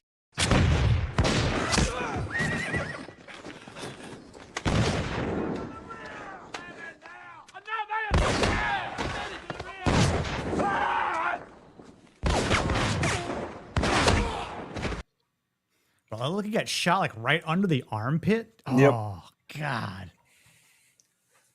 Must have. Yeah, you notice the guns those boys have. They have iron sights, and they're not just a beaded smoothbore, and that looks like a pipe tomahawk, right? I think. Yeah, it is on the backside. It's got a pipe. Okay, so did he pick that off a adversary? Do you think back in the war? So they were. I mean, tomahawks were pretty common amongst the colonists. And then you had the trade tomahawks that worked out. So yeah, it's either he picked one up or it was one he already had. That's actually one of my favorite video games, Tomahawks Pro Skater 2. Oh yeah, that's great. That was a good one. That guy's selling arthritis medication now on TV. What the heck? Yeah, I saw that. I know, dude. I died inside.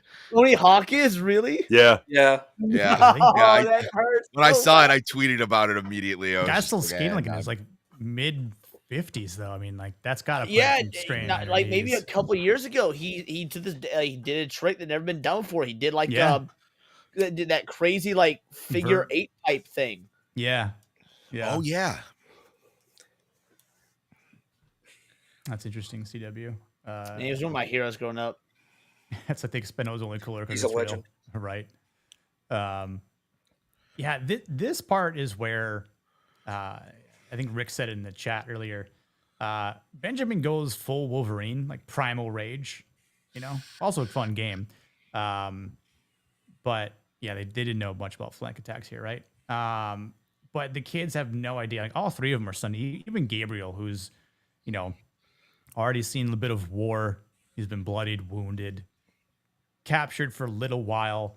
And I mean, Benjamin is just going to town. Yeah, he is letting his emotion out now, right? Where he's got some howling going on. He's crying.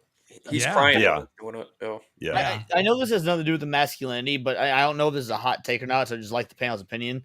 I truly think Heath Ledger is a far like this might be his apex role as opposed to. I know everyone loves the Joker and whatnot, but I think this required so much more. I mean, are you going to put this over 10 Things I Hate About You, Leon? I mean, what are you doing? Yeah, A Knight's Tale. Come on. Okay, A Knight's Tale might not be the best acting word, but that's a fucking great movie. All right, I love A Knight's Tale. I'm not going to talk about A Knight's Tale. I still need to see that movie. It's A Knight's Tale. Yeah, it's a lot of fun. That's good. Yeah. It's fun. Oh, the Patriot. You ever want to see Renaissance Knights sing "We Will Rock dude. You"? Like, dude, you're missing. It's good. Yeah. Hell yeah. Female silver usurper. Oh, great. That's great. Spec Ops guys still carry tomahawks. It's true. Yeah. I know they, included it in the terminal list. Hell yeah. With the James Reese character. I mean, that scene is brutal. Love that part. But yeah, it's my favorite part of the book. Yeah, right. Yeah, it's true. Tomahawk Tua didn't hit the same. It's I don't know. White Bear's sitting. Bless the puns. Exactly. Yeah, so here's a nice little I don't know if I was this guy, if I would have just let the boy go or not. You know, just seeing how this guy already took out from my entire squad. I would have let the son go.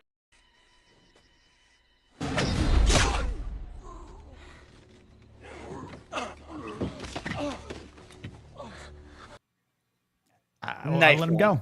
I let him go. I'm like, nah, I would have too.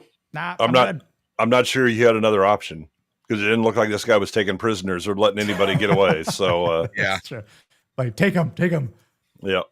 Yeah, they need to leave one for the you know, the stories for the ghosts. Like dead man tell no tales, right? Yeah. So just like you did in the you know, the Fort Wilderness where they let two live so that they could go and tell what happened. Yep.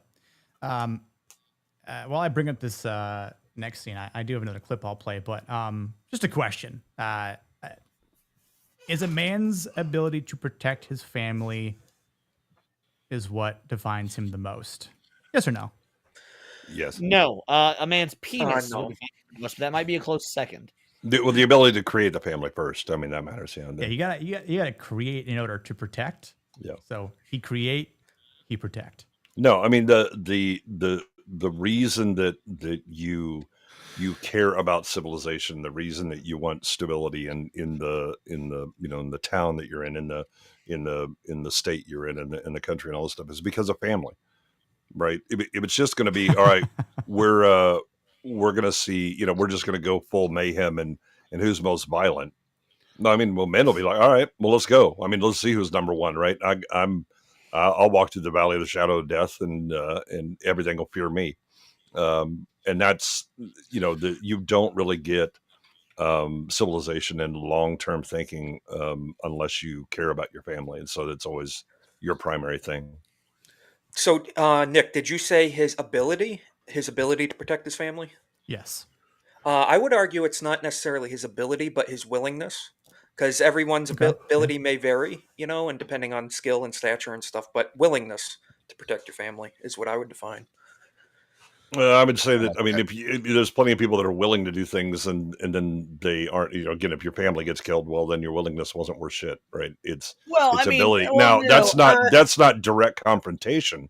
That protecting your family can also be about establishing social order, about building alliances and coalitions, right? That understanding that you alone can't stand. But to Isaac's I'm saying on the individual basis, you know. Yeah. To Isaac's point, like there might be men who have the ability to do so in terms of, you know, physical prowess or whatnot, but they don't have the mentality for it. Then that ability means nothing. So like the mental fortitude needs to come before the physical fortitude, I think is what you're saying. Absolutely. I would say you can have a mighty man, and if he's a bitch, you know, and he tucks tail when the time comes. Yeah, how many people do you know go to the gym, pump all that iron, or jet as fuck, but they're fucking pussies in terms of confrontation? But right, that means they don't have the ability, because the ability means that you can actually deliver on it. Yeah. Right. The potential is one thing, right? The ability involves will and the physical prowess. You're saying that willingness encompasses ability, right? And okay. I respect that. Yeah, that's a good take. Like, right, because a 50-pound man can be entirely willing and just get wrecked. And then how was that willingness working out for you, right? Yeah. It's the ability. You actually have to be able to deliver on it. I say that. I've seen guys who were, you know, my size or smaller in hockey come talk shit. And in the moment you call them, say it to my face, and they do, and they get fucking dropped in one hit, you're like, yeah, you didn't do much, did you? Yeah. Except have a lot. You had the willingness to talk shit. Right. You just didn't have the ability to cash that check when it came due. Yep.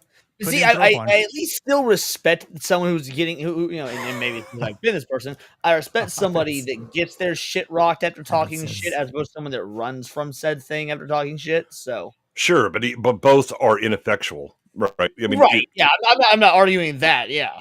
Right. That's so again, it's the ability. But also, there's something to be said. Willingness has to do with preparation too. Are you taking the time to be physically fit? Are you taking the time to, you know, have weapons and know how to use them and shit? You know, I mean, right. That takes into account too. It's not just like, oh, I'm caught off guard, but your willingness to protect your family I think preparation takes key. Yeah. Well, and again, that's part of ability. You know, that you have the potential because you lift weights and do all this stuff, but you don't actually know how to fight, or don't have the mental strength to be able to switch over to, all right, talking is done. Now it's time to get busy, right? And if you don't, again, the ability is I can actually deliver on that. Not I have the potential to, or even if I have the willingness, but I don't have the wherewithal, then that's not an ability. Okay, so it's an all-encompassing factor. Yeah, that makes sense. Yeah. Before we get in this little next scene here, I'll play the dad goes ape shit scene.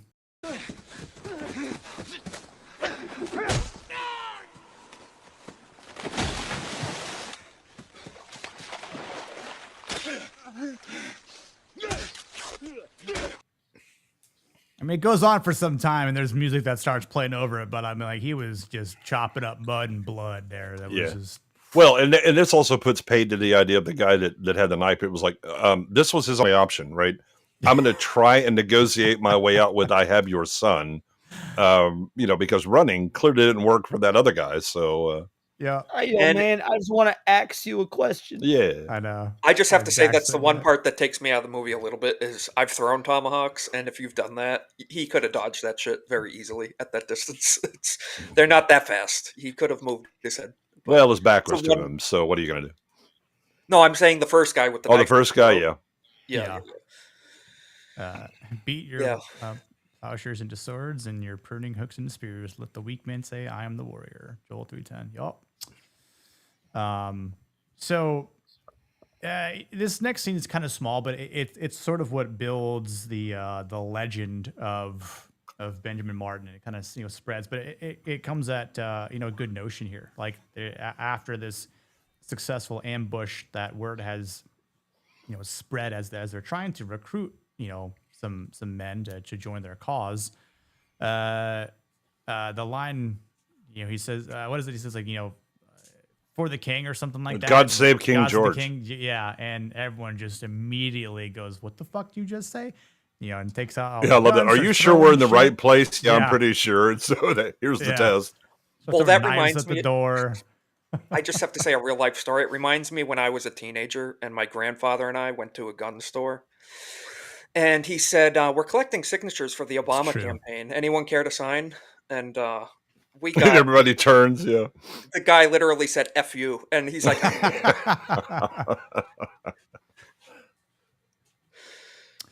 Well, no, because again, then the ability to create a family is a lot easier than defending them.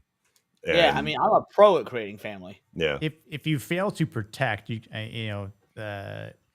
keep creating, you're kind of just going in the loop, right? Yeah, you're not. Then you're just baby daddies. Yeah, someone has Nick Cannon. You can't be a father necessarily. It's Nick Cannon syndrome. Yes. But yeah, I think that this is important because men already know him. So he again, obviously in a masculine way, has stepped into the leadership role. Because he's answered this call. Like Colonel Tabington has created this ghost, created this monster, right? Yeah. As Cornwallis then says later on. So it's again like this whole thing is built on reputation. Why don't the British have any masculine names? Like Cornwallis, why you got the most like name possible? I muted myself because I don't want to fuck with Nick's stream, but like it started with a word that rhymes with maggoty. I mean, it is, yeah. Yeah, I mean, it could be worse. It could be corn sweat. All right, that was good. People are gonna go pay to see him. Let's remember that. Not many. I changed my mind on that today after everything. I'm not going to see that. So no, okay, hold on. Here's the dealio. Let me explain to you what I explained on my stream earlier. Take the Dungeons and Dragons film, for example. There was nothing ridiculously like political or woke or anything about that, but the writers, for whatever dumbass reason, said in an interview, "Oh yeah, we love emasculating men. We think it's the funniest thing ever." And lo and behold, that's not in the movie. So, lo and behold, and I've seen this happen multiple times. writers and directors and whatnot say stupid political shit in interviews that don't actually have anything to do with the film. They're saying the right thing or whatever for the press junkets. So I would not take what Gunn said about that whole of course it's political seriously. I truly wouldn't. I mean, I would, because he said it, and so he should feel the pain for it. So don't show the movie. I don't want to contribute to giving him a W in the box office, but I know we're talking about the Patriot, so I still need to watch the Mobland. I know. Well, Isaac's just being a patriot and refusing to side with Gunn, and I'm just saying, fuck James Gunn. So that's my take on the matter. I would say the movie looks fine. Whatever, I don't care about the movie. It's fine. Yeah, and it's complete opposite. This is one of the inaccuracies, right, in the movie here. Like he was stubborn, right? Didn't want to concede, even though he was surrounded and it was all over. But yeah, I do want to compliment White Bear on using the politically correct term for it was a pearl of color. Oh, the black pearl. No, it's a pearl of color, sir. Please. So I'd make sure we all knew what color he was referring to.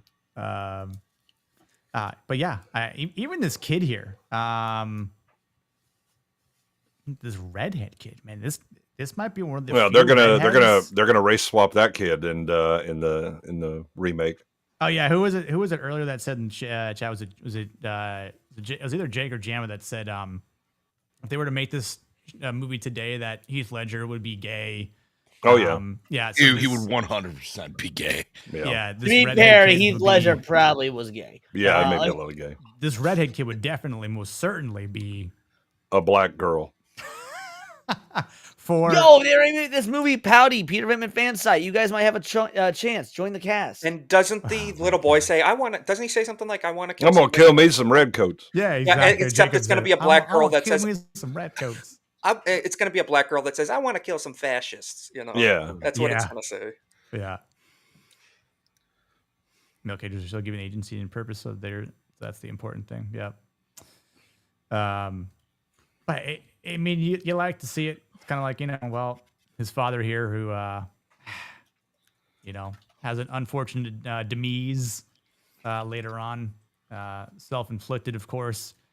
And clearly is served with him.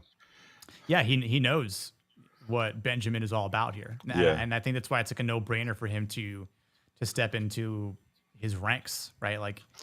They've served before. They know how they're going to fight and all that. And I do love where he goes, there's this rumor going around about how 20 redcoats got killed by some ghosts. And, they tell all kinds of stories, you still believe that kind of stuff, and they laugh it off, but he knows damn well who it was.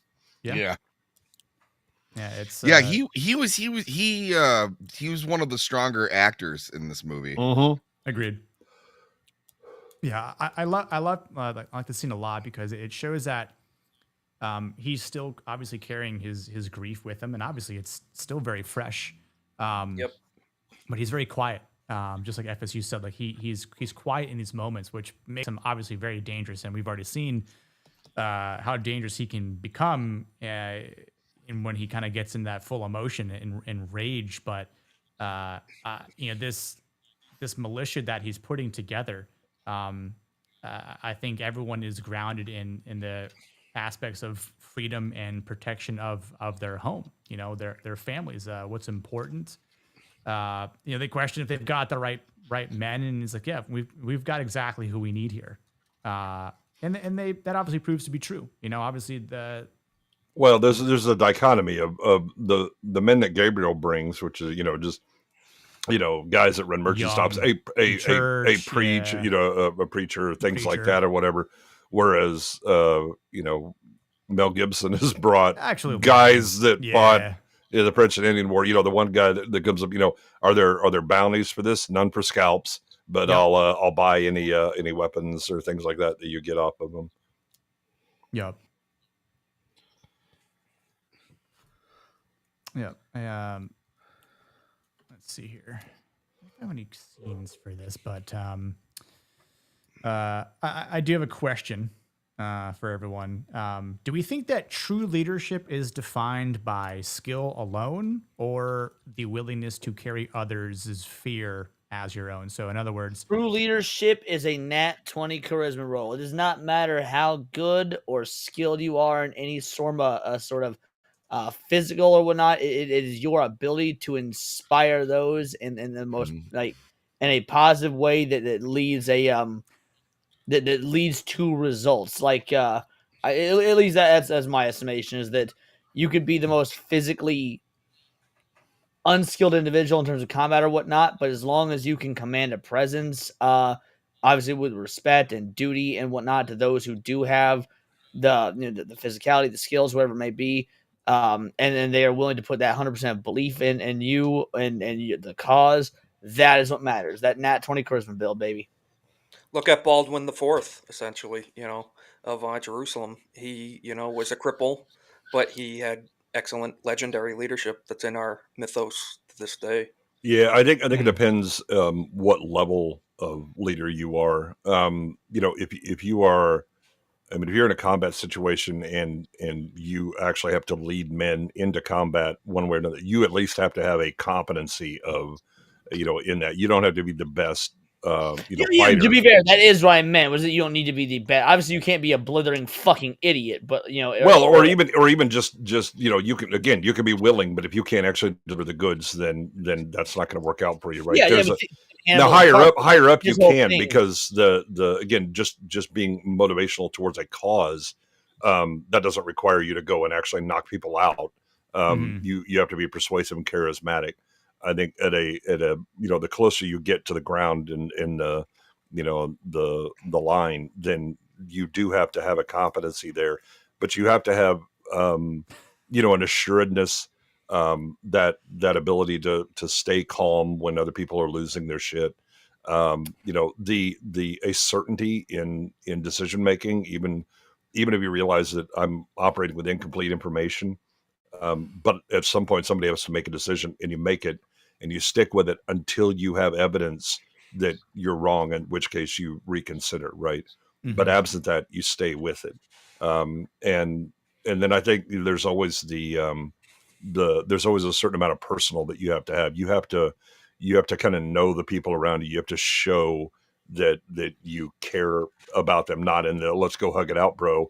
Although maybe there's that guy that needs that. You're kind of a chameleon, and you solve the needs that each of the men have, right? That's the best way to be a leader.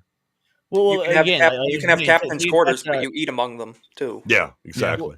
Take it back to Hannibal of Carthage. I mean, he put all of his weakest soldiers at the forefront with him. That way, when they would do the charge, I mean, he knew they were going to get pushed back, but that was the brilliance of not only his military strategy. Once the middle gets pushed back, the stronger sides, they would move forward. That's where flanks came from. But by the same token, even though his weakest dudes were in the middle, they didn't foresee, or they didn't picture themselves as weak or not or whatnot, because he had such charismatic leadership that they folled him into that. Yeah, they fought harder. They fought harder because of it, right? And it's similar with like the militia with Benjamin. That because he's there and he's asking, right? Where he says, I just need 2 shots. And he's like, I don't know, a lot can happen, in a reload. And he goes, I know, that's why I'm not asking you for 3. Right. And that kind of cognizance of, look, son, trust me, I've been on the line. I know the terror of it, but I need these 2 things from you. And because they know who he is, they're willing to stand and do it. Oh, look, fireworks. Yeah. Oh my God. Yeah. I love hilarious. Yeah, I would agree, Jake. I think a big part of being a leader is that you never delegate a task to someone that aren't willing to do it yourself. That's how you inspire loyalty. Yeah. Yeah. Well, it's every Marine a rifleman. That means that no matter how far up the chain of command is, you still have to go out and qualify for marksmanship. The idea that you need to lead from the front. Those kinds of things. That's a quick way to get support and belief in your leadership. Yeah. At the kind of ground level. The more you go up, the more that just pure charisma or pure intellect and strategy and that kind of stuff can pay off. Well, I mean, and that doesn't even have to do with warfare or battle or anything like that. No, it's true. Even here in streaming, for example, I run the back end of Moxie's show. Now, can she manage all that stuff herself? Sure, she can. But I do it for her for efficiency's sake. Conversely, on my streams for the last 2 years, I've been doing all the running the show while also managing the back end and whatnot. Then when Sydney and I met, we had several streams together. I delegated that task to her, not because I can't, but because for efficiency's sake, it is better for the overall product and the overall show and whatnot that she do this task while I do X, Y, Z. And so it's very much you should be able to do this thing, but can it be done more efficiently with teamwork support while somebody's leading it? That goes for literally anything in life that has to do with any sort of leadership. Is the leader should be able to do it, but is it more efficient if someone else does it? Well, or that good managers hire people under them that are better at that particular job than they can, right? And then your job is essentially to see bigger picture and to kind of be the umbrella that keeps things boss open. versus a leader. I would argue. I wouldn't say that I would argue because I agree with you, but that's the difference between a boss versus a leader. A leader is someone that can lead that task while someone else physically does the more efficient or better thing, as opposed to a boss just delegating orders. Yeah, a massive part of leadership is being able to put aside your pride, your ego, or whatever, and acknowledge and delegate to people who are more competent than you in a specific arena. Not to say they're better than you at everything, but they are in that particular facet, right? Exactly, because again, that's who you should always hire, people that are better than you. Yeah. And a poor leader can't do that. Right. They think I'm the best at everything and it's all on me, and that's a bad leader. So yeah, well that's why right. A players hire other A players, B players hire C players, because they don't want people that threaten their position or whatever. Right. And an intelligent person knows a rising tide lifts all ships. So when we're all doing good, that's good for everybody. You don't need to tear others down to lift yourself up. I don't know. It takes an intelligent person. I mean, you've got idiot savants out there that they could be, again, completely inept in the majority of situations, but they've got this one thing they're really good at. I wouldn't call them an intelligent person, but it's still that one factor can raise the ship. So that's why I think charisma at the end of the day matters more than any sort of intelligence factor. I've met some people that are downright fucking retarded. My God, can they capture groups of people? Yeah, the problem is that those are the same people that can also lead cults into shit shows. Just being charismatic isn't good enough. Well, look at the, not to get political, but look at the polls when they ask women what decides their voting. A lot of them will say how good of a smile he has. A man when they vote, it's appearance, very largely appearance, charisma, how good of a speaker someone is. It's like, forget about policy. It's I mean, look, vote based on appearance. Confidence absolutely got me laid because I had to deal with looks. I was not getting any. So, just sheer confidence will work out. Ben pimping. That's true. He was. Ben Franklin, man. He was getting pieces of ass everywhere. Well, to be fair, it was like 3/6 or 3/5 of ass because, Well, that was only when he was in America. He went over to France for the good stuff. Yeah. Yeah.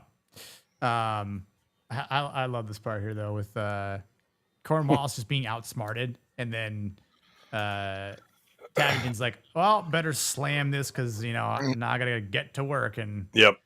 Well, he's the one that because Cornwallis is like, and I'm still having to wear this horse blanket of a uniform, and he's like, my stuff is on that ship, and well, Paddington said we should get the arms off first, and then boom. Oh, okay. Yep. Yeah. No, I took that as more as like, he doesn't listen to me. I'm being sidelined, and now look what has happened. Yeah. So I'm just gonna drink and let him do the thinking for me because apparently he knows better. Yep. And I know I'm gonna get blamed.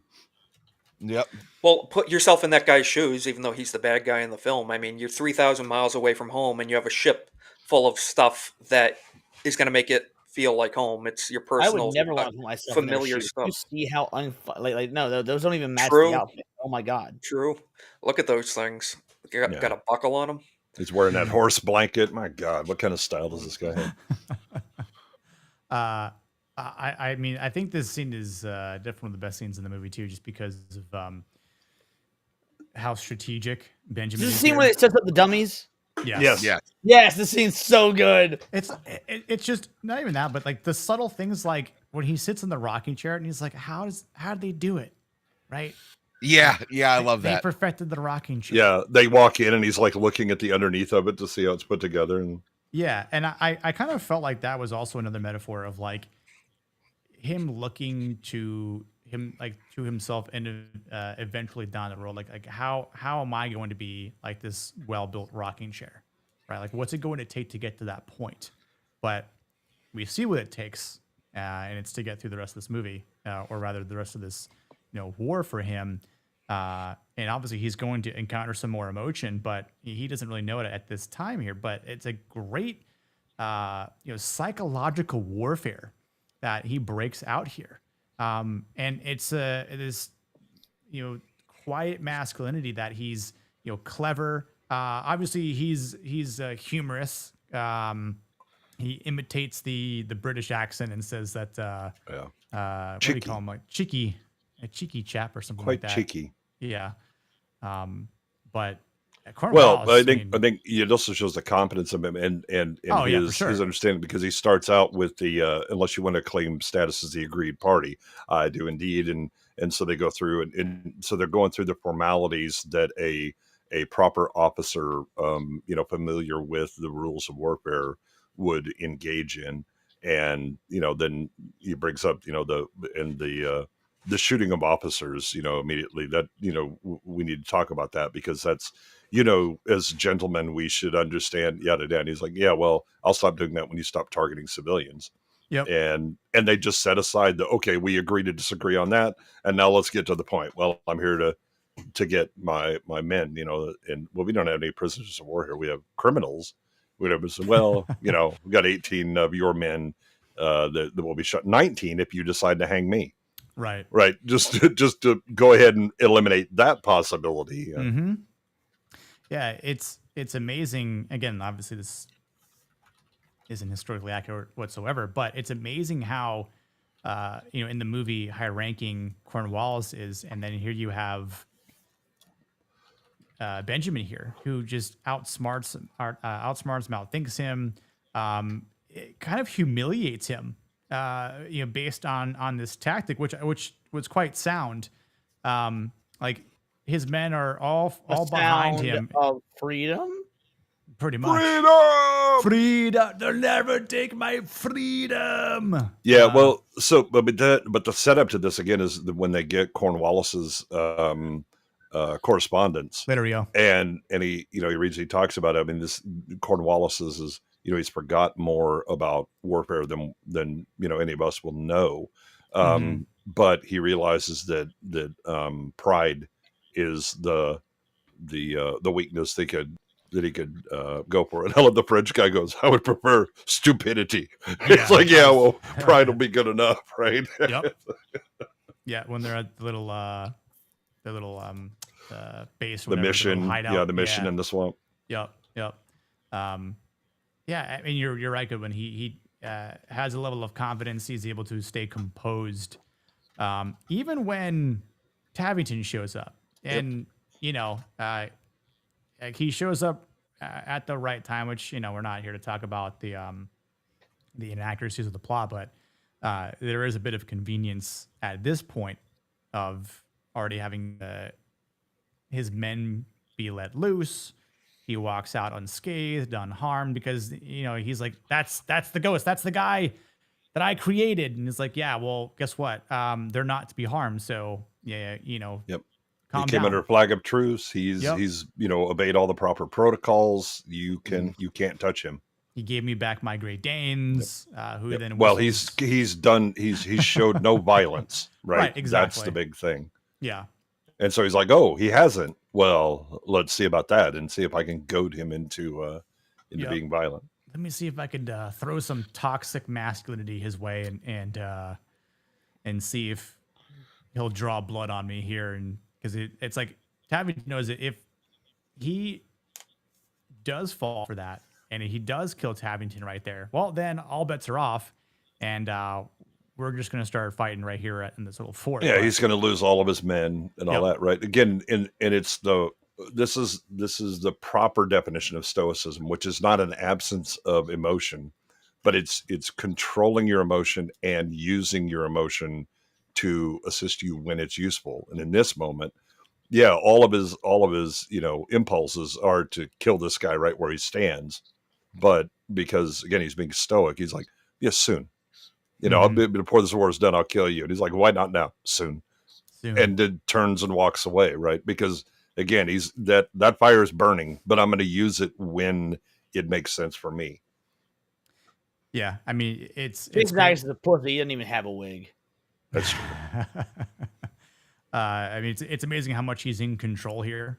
Yeah, and he didn't have to be cruel. He totally could have, but I mean, it is great how he gets played here. Let's see, where's my little I like the facade of civility too. I like it. They kind of hate each other, but they have to play it up.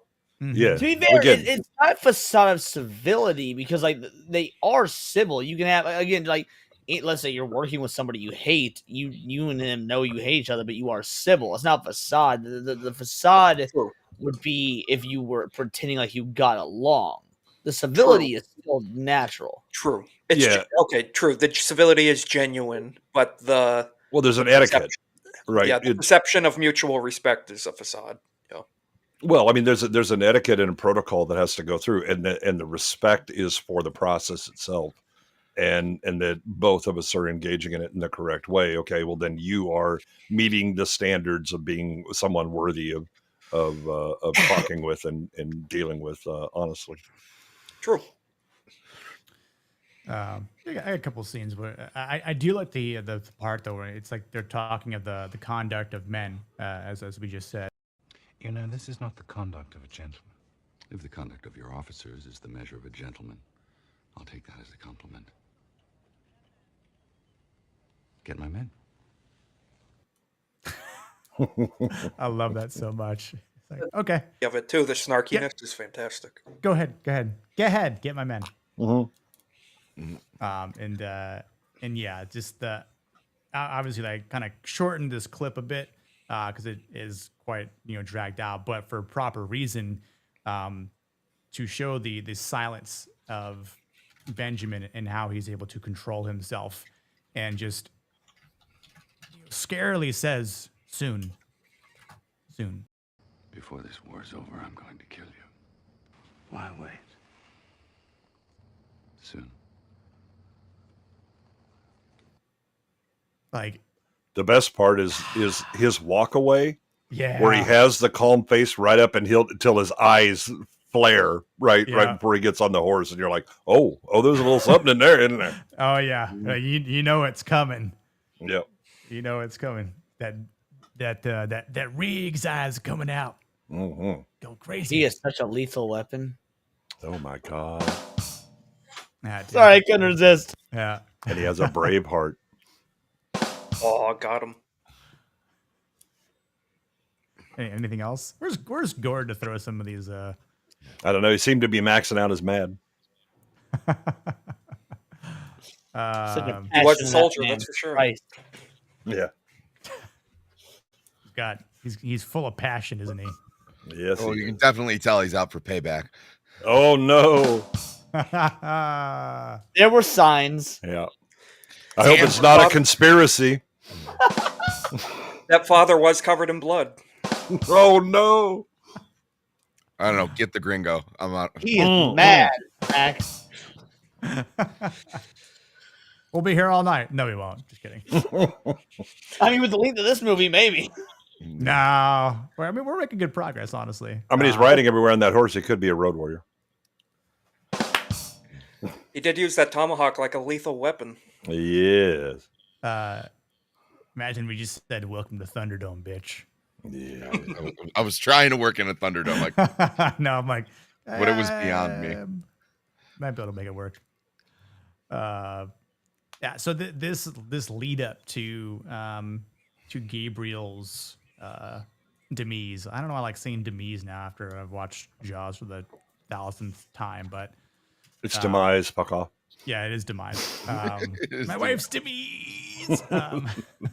But I mean, you love to see how Gabriel has like it's a great part in the movie, like this arc that he goes through. Like he's going through this mature evolution of I'd say like ideal masculinity. Like he's not just fighting for his country because he's very eager to do so, as we talked about at the beginning, but he has this, obviously he's got love now.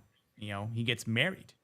So there's justice to it, and obviously he wants to get back at them for Thomas's death, because I even at this point he feels like he is responsible because he was the one who got caught, right? I mean, obviously he has this willingness that his father has. Black chick. Sorry, I got triggered there for a moment.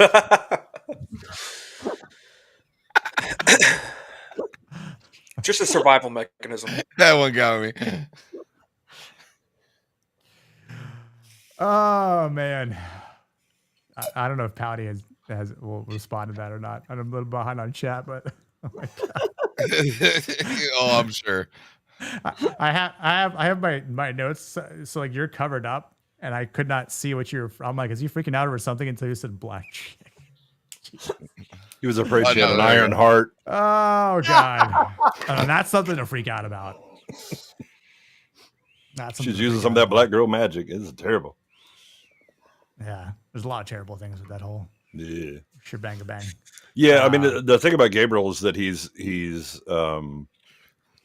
now realizing what his father was talking about, right? That when you have, I'm in for it. Let's go. Hell yes.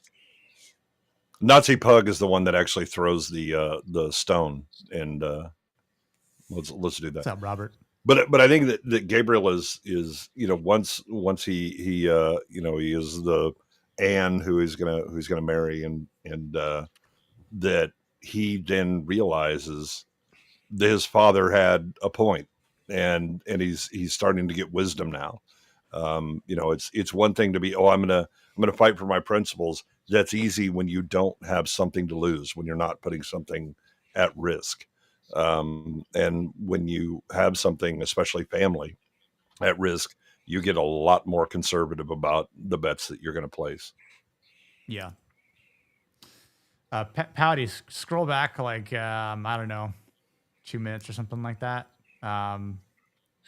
Beyond this part here, you'll know. But you'll know it when you hear it. Yeah, exactly. It was good. Yeah, I feel bad, right? Like for I can't think of this guy's name. John. Oh, dude, this might be my second favorite movie. This hits so hard, man. Yeah, this is brutal. Because they're trying to play catch up to the lobster backs. Like they're going around and going, oh well, they're just burning, place after place, house after house, which only gets exceedingly worse than this, right?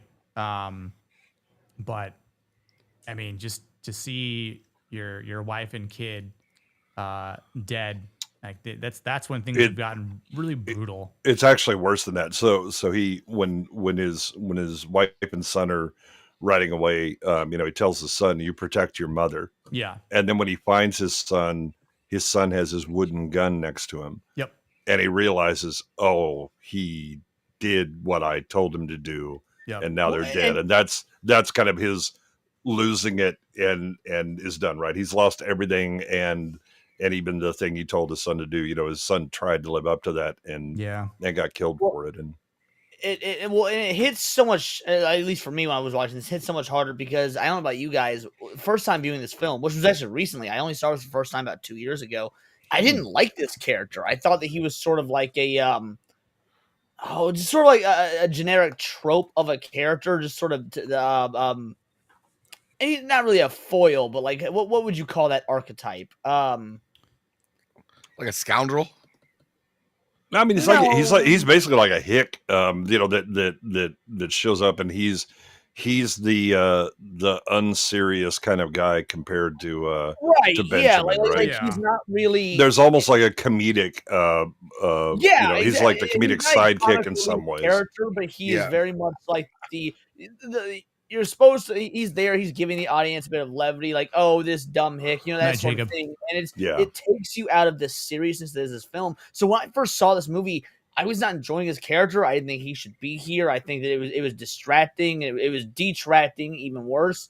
And then we get to this moment, and it all made sense. It was like, okay, this character was 100% necessary, and I'm fucking heartbroken. Yeah. Yeah, no, I've always liked this character, and like I said, I think he's one of the better actors in the film. What's up, Lethal Latin? And it's I like that. They blew a 13 colony lead. Yeah. I love it. That is fantastic. But no, I agree. I think John he's one of the better characters because again, he shows he's a connection to Benjamin's past. He has a family as well, but you can tell that while Benjamin is kind of the gentleman, farmer and all that, this John is more the hard scrabble type, poor farmer, is raising his family his best way, but also he's definitely not the guy you want to get into a fight with at the bar. And he jokes a lot of things away because that's the way that he deals with things, right? That he's seen a lot of shit. And so there's always the busting of balls guy, the making jokes when things are tough. That's kind of what his personality is, but he's also a tough son bitch. And then when you see him be broken by the loss of his family, right, then and he can't take it, right? That's beyond the experiences that he's dealt with and the things that he can tolerate, that everybody's just shocked by it, and it really hits home. Yeah. And he Benjamin, that is, he tells all the men to go on furlough for a week and go be with your families, right? And anybody that doesn't return, no one will think, will not be thought less of or anything like that. Yeah. And I mean, that's really powerful, honestly. Because some people might see what happens and be like, hold on, because this harkens back to what we were talking about during the delegation scene when you had the large chunk of the conversation is, what do you choose first, the family or the potential future of a free, country, of a society? And I don't think the film makes it I don't think the film does mixes its messages up, but you could definitely make an argument that that's it's counterintuitive to what the delegation scene was trying to impart on you. I don't know, because I mean, again, the idea of if you aren't worried, about protecting your family and all this stuff, then you don't really care about principles, right? Principles are just cool things you talk about, right? But the reason that you're invested in the future is because of your family. And so I think there's two things kind of at work here. One is that he recognizes that every one of the men, after seeing John shoot himself after losing his family, realizes the where they're in. So he's being a good leader and going, go home, take care of your families, and he's removing the any guilt or any other motivations to come back. If you need to stay and take care of your family, you do that. Giving your men that freedom is kind of why they come back. But by the same token, by seeing this scene where the family is gone, where the family has been murdered by the redcoats, I mean, if you don't want this to happen to them, you should come back. You should be judged, because if you're here, that's going to be you as well. Not everybody is the ghost who's going to be able to use guerrilla, warfare to kill off a fucking redcoat regiment. You're going to end up just like them. So, I mean, you should be. Maybe I'm wrong in this assumption, but like, I mean, they couldn't protect John's family. Because they were out doing their military duties. So is this a catch-22? You're damned if you do, you're damned if you don't. I mean, your family has a better chance if you go back, especially some of these old guys who know how to sneak out and live in the swamps and move around and all that, right? I mean, the same way that Benjamin has to move his family around repeatedly, to keep them alive. Those men would have a better chance of keeping their families alive if they were the ones doing it, because nobody else is doing it for them. Right. The reason that they're doing it for Benjamin is because he's a colonel. So I guess the question becomes, what is the more masculine option between the two? Coming back to fight or staying to protect your family? And is there even an answer to that? Well, I think if you can go back, because again, it's the reason he gives them a week. If you can go back and make your family safe in some way, either by having them other family members take care of them, or moving them to some place that you know that they'll be safe, or whatever, then if you can come back after a week and that's fine, okay. But if you don't believe that you can't keep your family safe, you're free to go ahead and do what you need to do to keep them safe. And so he's given them that freedom to choose, right? Because if you again, if you're not certain that your family is going to be taken care of, what the hell are you going to be doing here anyway? Right. I'm not sure I'm going to trust you. I think both ways still, evoke masculinity, right? Like, I mean, I think Goodwin hit the nail on the head there, but I think the reason that Benjamin offered that as an option and spoke that you're not a coward if you choose to stay and protect your family, because you're still doing the right thing. Like, you're still, now that they're going to people's homes and attacking them, like, war is going to their doorstep, much like it came to his own. And at that point, you'd be forced to fight. So it's like, regardless of whether you find them or they find you, like, you're still going to be, pointing guns at each other. Now again, like, based on their choice, what's going to prolong. Well, yeah, no, the question I guess I'm asking, and Goodwin, to be fair, did a good job answering it. But I'm curious everybody else's thoughts. What is the more masculine option to stay with your family and protect them, solo, or risk their death by going to join back with the military after that week? Like, what embodies masculinity more, for better or worse? I mean, if I can't protect my family, you ain't seeing me. Yeah. Right. That's the most important thing. And that the reason that I'm interested in this fight is because of the long-term world that I want my family to live in.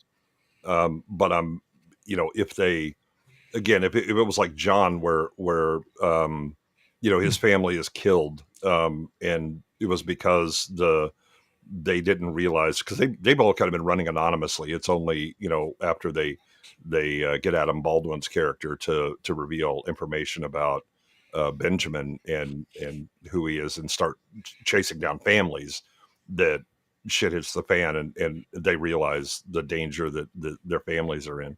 But if you can't keep your family safe, why do you give two shits about the future of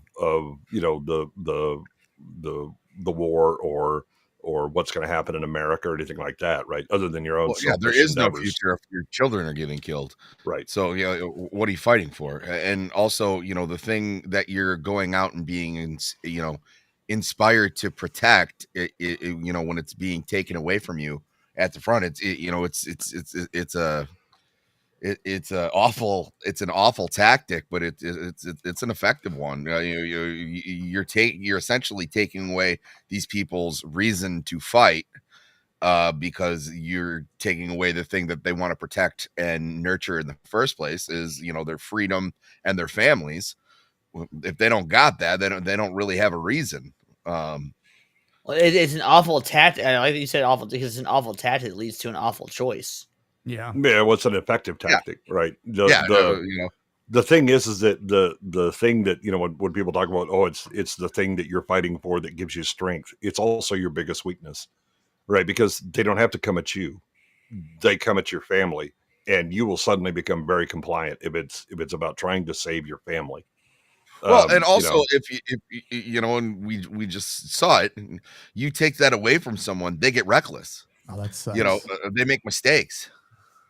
Well, the bravest man is a man who stands alone, because he has nothing to lose. So, right.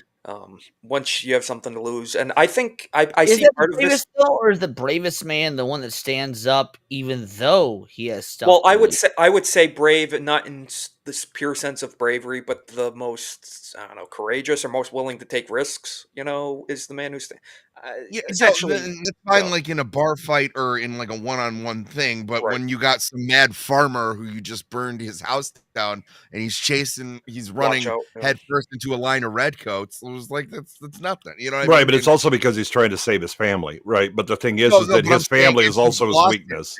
if he's lost his family and he becomes reckless because Yeah, he has nothing else to he's lose. just wild, right? He's dangerous for both sides because he's unpredictable. Well, If he's, that's and how I it- see that. That's how I see that scene. I see Benjamin as cultivating his men, kind of separating the wheat from the chaff. He doesn't want liabilities either. That's yeah, part of it. yeah, that was Okay. kind of, By the way, but there's also, nothing masculine about this piece of shit on the screen. Yeah. Just like- He's the good Baldwin with the bad Baldwin in the movie. The yeah, bad man, I should he say. just, you know, it was like as soon as, you know, locking up a whole town and burning down a church, and he's kind of got this look like, man, are we the I didn't sign up baddies? for this. yeah, well, yeah, he says there's no honor in this. He's like, but didn't you say all the people who defy the king? Yeah, should we die a traitor's death? Yeah, so And then he makes the point that is correct, really. You know, like from a historical standpoint, he's like the means are irrelevant, right? It's the ends that define the honor. That's such a strange like it's one that I don't know about you guys, but I've always tried to reconcile with, because you hear that phrase over and over: the means justify the ends, and like that is one of the most true and untrue statements ever put to pen, because there are times I can absolutely agree with that mentality, and other times where I'm like, that's the most selfish, self-serving, evil mentality to have, and it's yeah, such it's the thing that also justifies the most vile things, and often, right. You know, it's the same kind of bullshit as history will judge me correctly. It was like, be scared of anybody that says that, because they tend to be crazy. But the ends justifying means has always been a conundrum, and it's why it says the ends don't justify the means. Or see, the me means being a relatively young male in my early 30s, and you being an eldritch horror that's lived longer than a millennia, I'm glad that because it's a conundrum for me, but knowing it's a conundrum for you as well makes me feel less stupid. So yeah, well, I mean, it's always a moral choice, right? It's do outcomes, are the outcomes the most important thing, or is it the method in which you attain the outcomes? And that's the dichotomy that's kind of showed with Tabington. And Tabington points out, you know, that his father, you know, spent all of the inheritance away, you know, being a fool and all that. And so Tabington's only chance at having social position is to gain honor in the social meaning of the word in this battle, and that's by achieving great things. And how you did it won't matter, because nobody in England will care, right? Unless you have a higher officer like Cornwallis. You know, if Cornwallis points out that this guy was dishonorable, well, then that's going to carry weight. Yep. Right. But losing honorably is definitely not going to get you a lot of social grace back home. Right. Winning is going to be the most important thing. Before we go further, Moxie's show is in 15 minutes, so I have to bounce to run that. But damn, this is fun. I absolutely loved getting into the thick of it about this film, because I truly think it's one of the as someone that saw this late, again, I only saw it for the first time 2 years ago because Zach's was covering it on a 4th of July stream, and it first time seeing this movie, I'm not too masculine to admit that it brought tears in my eyes. I watched it with my grandmother, and neither of us had ever seen it, and it was just like truly one of those few. I mean, I could probably list 10 movies in my entire life that were life changing. This is legit be on that list. So I'm gonna excuse myself to go do producer duties. And is there anything you need from me before I go, Nick? What's your ranking? Yeah, what's your the masculinity on a masculinity ranking scale? Yeah.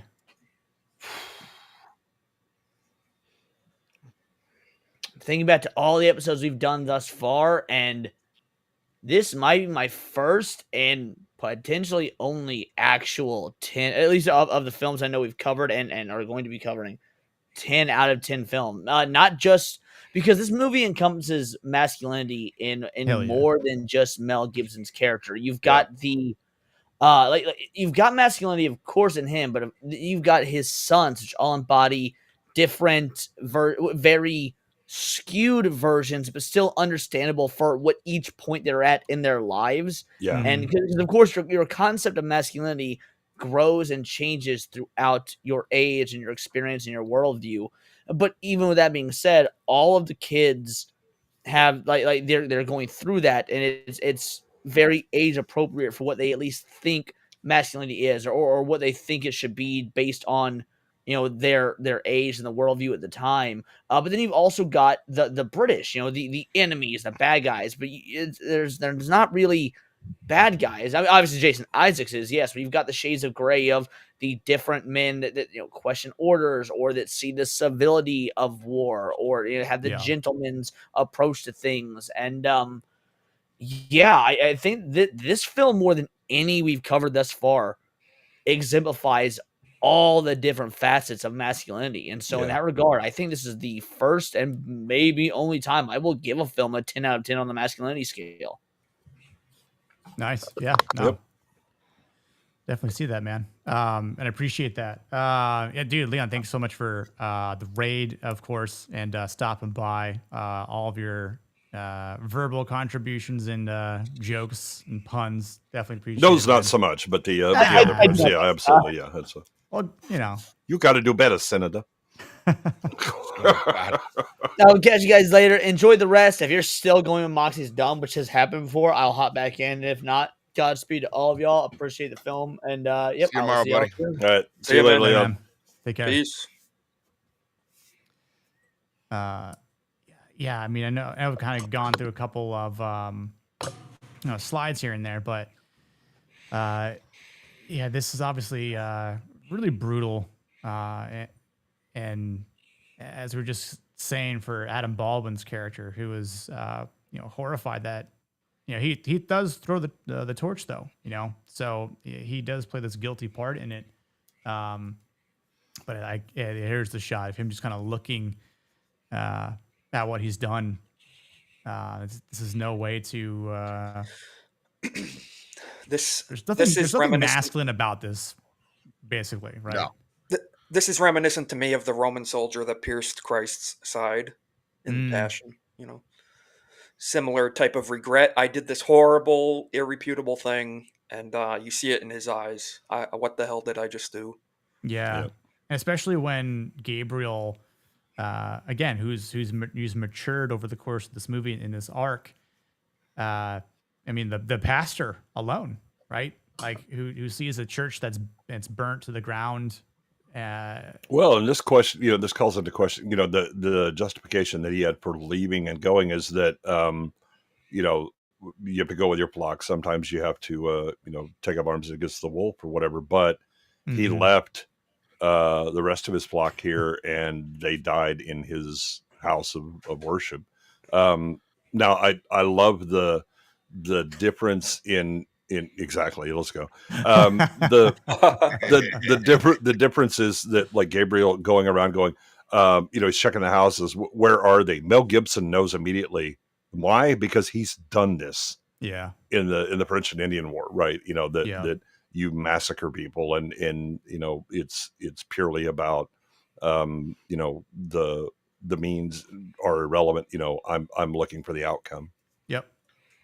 And I feel like in this scene right here, he sees exactly that. He sees his past. Like, I've done this before. I've been on this end of what the Redcoats just did, and it's his past coming to haunt him. The thing that constantly is on his mind is his sins coming back and being revisited. Yep. And I mean, he finds the locket that he gave her. And I mean, this scene right here too, like the cross in the window that's burning still.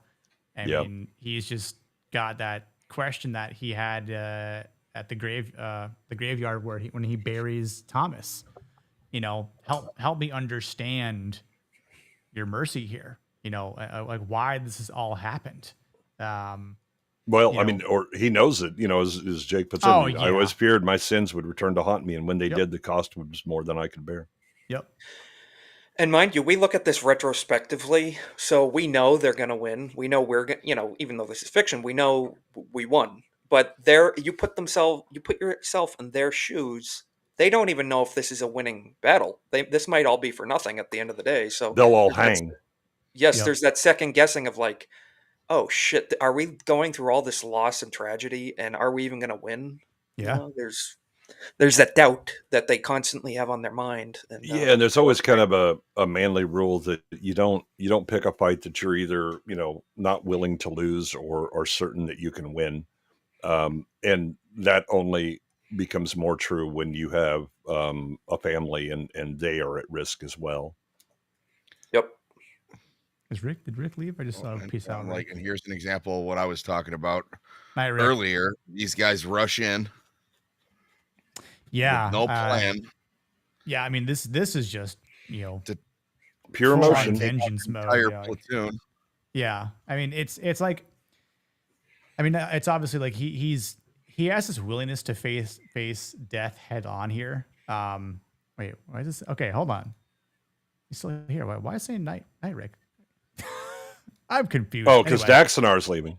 He's going over to Moxie's to. Okay, gotcha. That makes sense. No, it's just saying everyone's saying night, Rick. Why you always leaving, Rick? Why you quitting, Rick? God. Why you quitting? Why you quitting?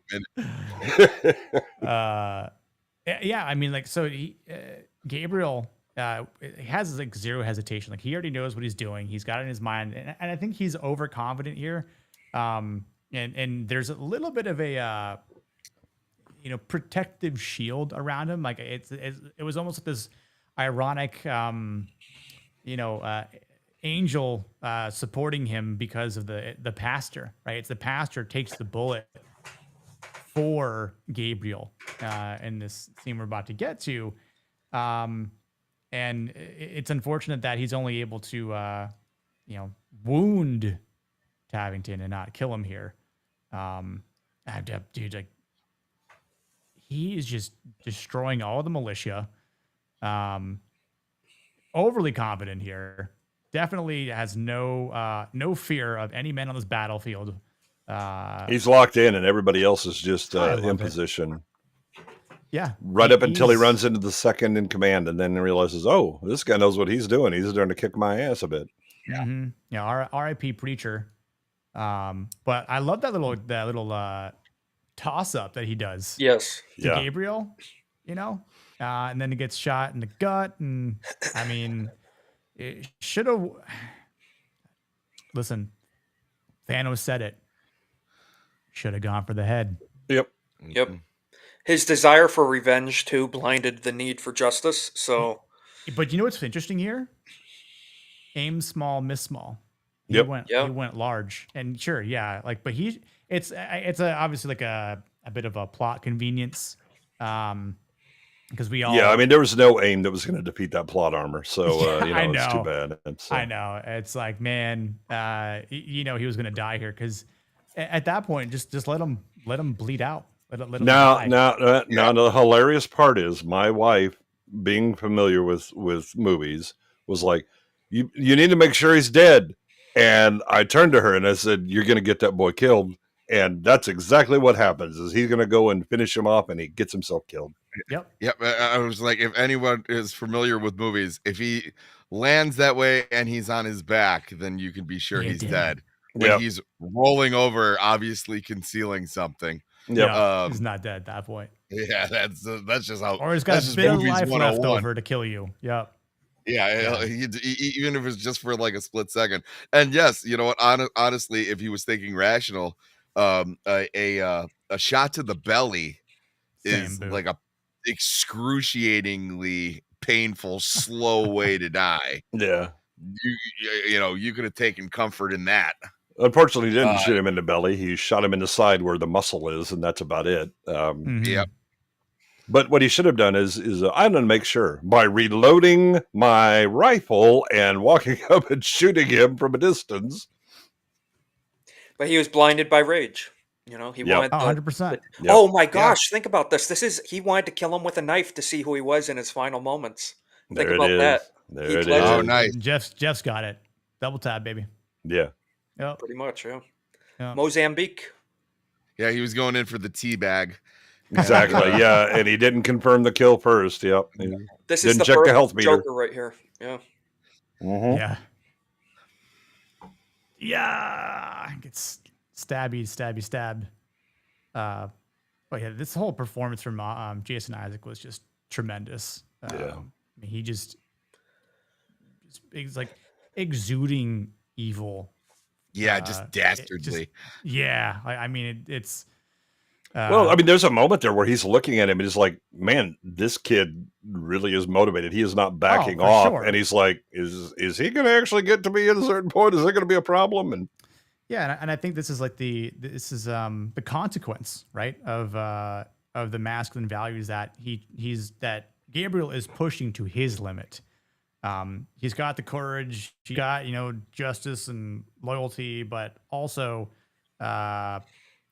great kid don't get cocky, and he sure did get cocky. Yeah, he doesn't have the stoicism, and he doesn't have the wisdom and that self-control that even in the most, I mean, because you see with Benjamin where he loses his son, and rather than just fall apart, he still maintains cool. They leave, he immediately heads in, gets weapons, and it has a plan and is now enacting it. And it's only after all of that's done that he loses it with that with the one soldier and destroys him. Yep, love it. Yeah, I mean, I think it's almost a little eerie here. That in also great acting by Mel here. In this scene. Oh man. Oh yeah. Fucking tearjerker.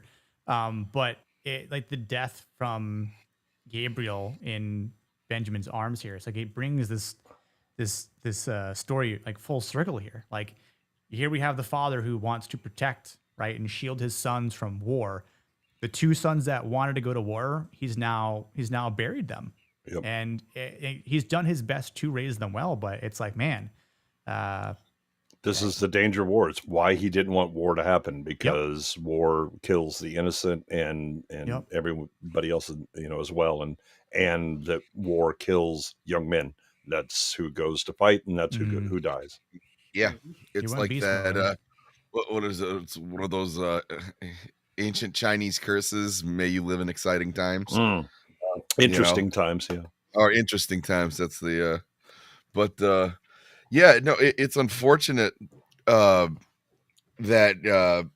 he doesn't get the chance to get his father's stoicism. You know what I mean? He was like, this is they always throughout the entire movie they talk about the similarities between Benjamin and Gabriel. Basically saying that Gabriel is like a carbon copy of Benjamin when he was at that age, and it's just it was in a different time. Well, and Benjamin points out that he's like his mother, that more caring, more principled, and all that, right? Unfortunately, yeah, you're right. That kind of the belief in principles and that kind of how the world should be versus how the world is. Mm-hmm.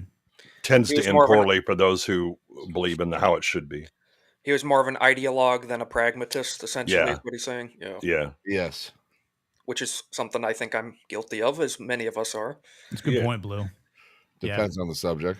Thomas got shot in the back and died pretty quick, and then Well, I think the other thing is that Benjamin's still when Thomas is shot, he still has the rest of his family that he's worried about protecting. He can't react because they're surrounded or whatever. So again, the stoicism it kicks in. I have a thing to do. Right. I have a role. At this point, when Gabriel dies, he doesn't have that. Yep. And that's what he tries to kind of get it back under, but he doesn't have that immediate, I have to switch into stoic mode, and the emotions overwhelm him. And once they do, they take him to a dark place for days. Yeah. And this is also the moment where Gabriel says Thomas, and with his last breaths, and Benjamin says, like, that was not on you, like that was on me. And it's like, man, Gabriel's been holding in this entire time thinking that Thomas's death is his fault. Well, Benjamin says it. right? That because the whole point, that when he finally saves him, and he was like, okay, you need, that's it, you coming home and all that. No, I'm a soldier and I have this, and he was like, how many more have to die because of your choices? And Benjamin put that on Gabriel. Yeah, he did, but it was in his own personal attempt to save his son's life. Right. It was like he's basically said, listen, boy, you saw what war is like. You're obviously not good at it. Yeah. Well, and again, that the cost may not be just on you, that you may cause, cost other people their lives or whatever. And again, it's his attempt to try and convince him of that, but it doesn't work. And then at the end, when he says, I'm sorry about Thomas, and he's like, no, that was on me, right? It's kind of been admitting that I was putting that on you to try and turn you away, not that I actually blame you for it or that it was your fault. We're almost to the end here. The question I had though, which I thought about is, how do we teach young men to live with honor without sending them to die for it? Let them watch The Patriot. Play them a bunch of war movies and yes. Well, I think there's always marathon. Yeah, I think there's always the putting violence in its context, and I think one of the things that is, it's just the nature of how Western civilization has advanced, is that we have gotten further and further away from direct violence in our lives. Doubly so in the last 30 years, where you can't even deal with a bully on the schoolyard by bloodying his nose. That everything is so, violence is this abstract thing, but you can still always you can train them, have them take things like boxing or MMA or things like that, right? That kind of controlled, rule-based controlled violence that and the comfort with knowing what you're capable of, but always saying that you should try all other options before engaging in violence, because once violence starts, you can't just turn it around, right?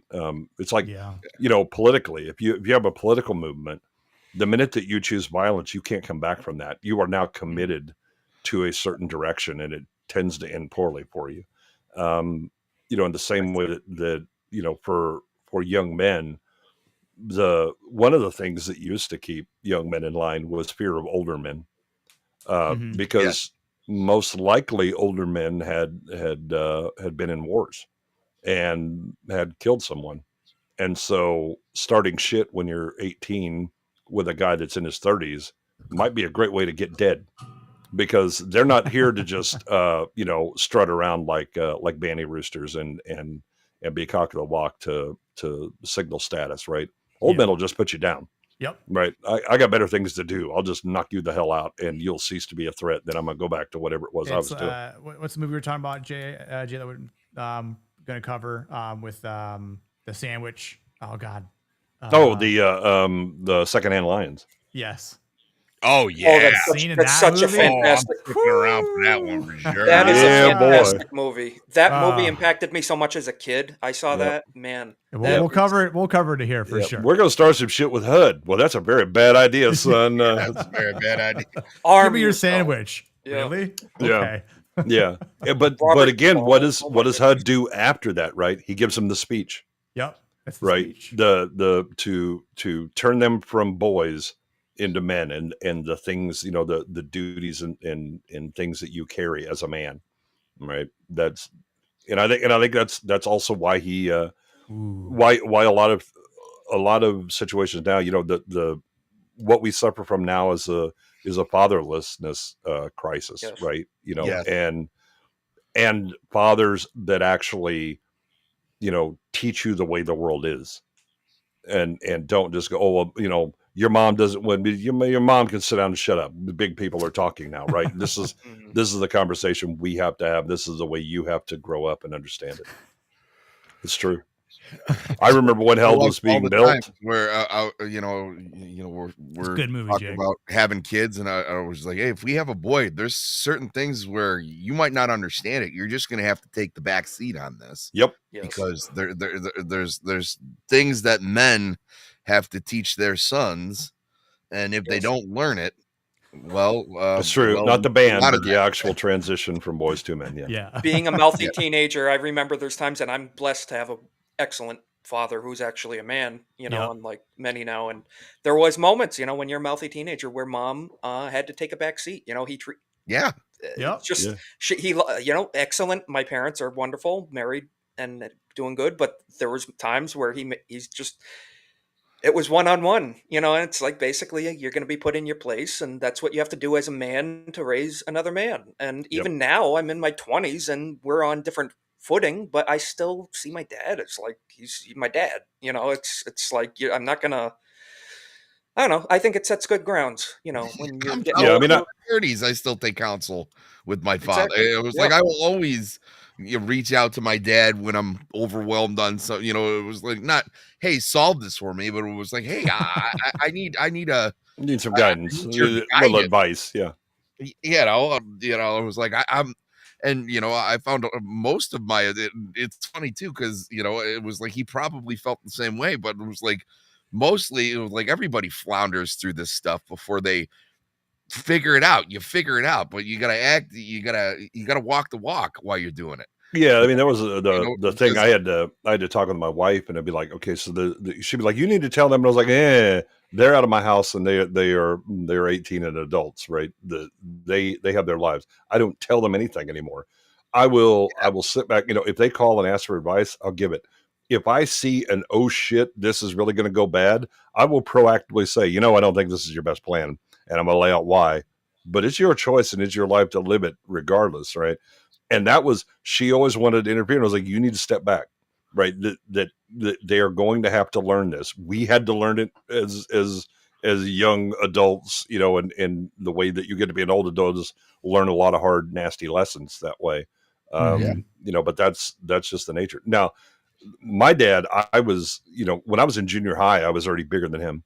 And like in high school, I was 6'4", and, probably 180 or 185 when he died. But my dad was 5'10" and like $150, $160, right? But I was convinced that if my dad was paralyzed from the upper lip down, he could have kicked my ass with an eyebrow. Yes.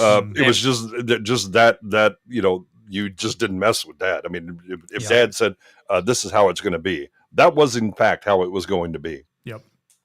My dad is, I'm 6'2", 250, and he's 6'3", and significantly heavier. And he had a very big reputation as a fighter before I was born. And it's funny because even though I'm in my prime and he's older now, I still look at him. And I mean, in 20 years from now, he can be elderly. And it's like, I don't want to fight that guy. He's seen crazier shit than I have, and I don't want to mess with him, Well, my nephew brought it up to me the other day where, we were, me and my sister have different political beliefs. And like, someone had the bright idea to bring up politics during dinner. And, my dad was kind of like, enough. And then, I'm taking him. He's 4 or 5, and he's like, well, it was like you don't think you could take your dad. It was like it doesn't work that way. It was like there's a look that my father has given me, whether I was like being a shithead in the toy aisle or I had, or it's just embedded in you because like he wants what's best for you. He knew better, and it was like, what was the worst thing that was going to happen is me and my sister are going to get in a fight at the dinner table and ruin the whole evening for everyone, in front of my young nephew. It was like, there's certain times where you go like, when you can't see it for yourself, your father knows. Right. And it was like, you saved me a bunch of grief. Which, don't get me wrong, she's still an asshole. She's still wrong, but but we'll have that conversation elsewhere because Dad wasn't having any more of that. Is it worth it? Is this the time and place? Yeah. But when you're frustrated, you don't think about those things. But he's going like, well, just because Grandpa looked at you like this, and I was like, well, you know what? Your grandpa is my dad, so like it's a different vibe. That, you know what my dad's big punishment was we would tell Grandpa because he was an old school Sicilian. It was like I was way more, that's something that's truly needed. And I'm a better person for it. I am. Yeah. That's something women can never understand either. The father-son dynamic ever. It's impossible. Well, here's another thing too. We've all had like bad days, right? I'm sure everyone here has like broken down. I will never break down in front of my wife because you know what? That's going to scare the shit out of my wife. That's true. It was like, you might have the weight of your world on your shoulders, but it was like, what I don't need is a woman freaking out on top of it. It was like, oh no, we can do it together. It was like, no, we really can't because it was like, you're going to look to me at the end of the day to make like certain decisions, and I can't do that if you don't have confidence in me and you see me sobbing on the couch like some sad sack of shit. Okay, it was like I've seen how this movie plays out. It doesn't end well. Yeah. I want to say here for Genty Maxi, because I'm sure we all could probably more or less agree. It's not wanting more women in movies. I just want the ones that are supposed to be there to not automatically be a see you next Tuesday. Mm-hmm. Men don't need to be pulled down for female character to be good. Yeah. Very true. Amen, Jen. And good female characters don't need to be bad copies of the worst aspects of men. Yep. What's up, Machismo? Yeah. Thanks for stopping by. The Patriot is the ultimate American movie, but not the ultimate war movie. Fury is superior, underrated, super underrated, and the Outpost is phenomenal. Yeah, the Outpost is great. I've been meaning to watch that. Fury is a great movie. I could definitely see us covering it at some point. Fury, I'm less of a fan of. The Outpost is really good, though. Outpost is good, too. I'd be down to talk about both, honestly. Yeah. But no, I saw this, Rick. Yes, and I've asked my dad this multiple times. In different aspects of my life, especially if it was I was between a rock and a hard place, or wasn't quite sure what the right decision was, because it's like if I make this choice, I could end up having a bad consequence, but then this one could also be the same way. But it's like you kind of have that good fatherhood, like if you have a good father, you'll probably make less bad decisions, but. Warfare hits hard for me because I was there at the time and we ran summer missions. That Bradley was garbage. Yeah. You only raised your voice to my dad if you had a death wish. Oh yeah. Yeah. Obviously I think a lot of us know about the little look, and there was fun. I'll tell a funny story real quick. There was one time at the dinner table, I was acting like a little shit, and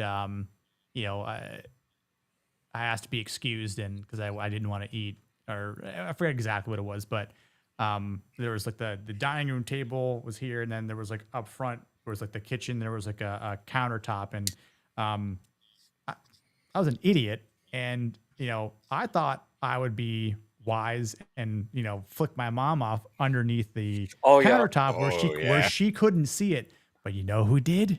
Oh, dear old dad. And you know what happened before I could even walk through my room? Yoink!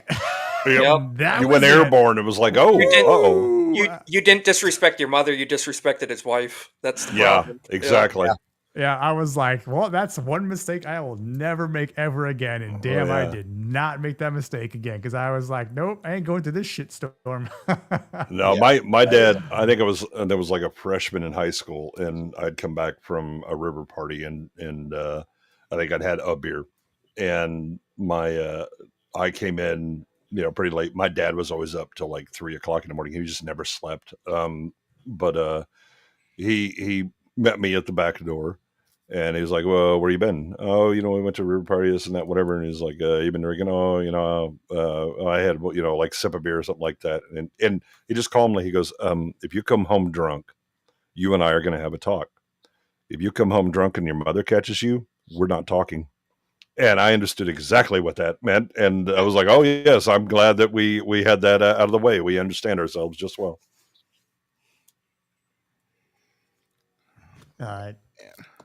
Toxic femininity from Gundam. Oh, boy. Yeah. Oh, boy. It's funny. My dad's the type. I'm not the type to do anything crazy. He taught me to be level-headed, but he always made it clear. He's like, if you get arrested, I'm not bailing you out. Actually, just so you know, he's like, you are going to sit there for a little bit and learn the error of your ways. And he's like, you're not going to be the type to get the call and be sitting there for an hour. He's like, you're gonna have incentive to not get arrested. I said, well, thank you very much. I'm never gonna get arrested. Yep. I appreciate that. You bought the meal, you're gonna eat it. It would depend. So it's like, I got in a couple fights in school. Did you start it? Well, you know what I mean? Was he screwing with you? It's stuff like that. It was like, I remember specifically there was a school dance where someone was messing with my sister, and I justified this guy's ass in the gymnasium of our middle school.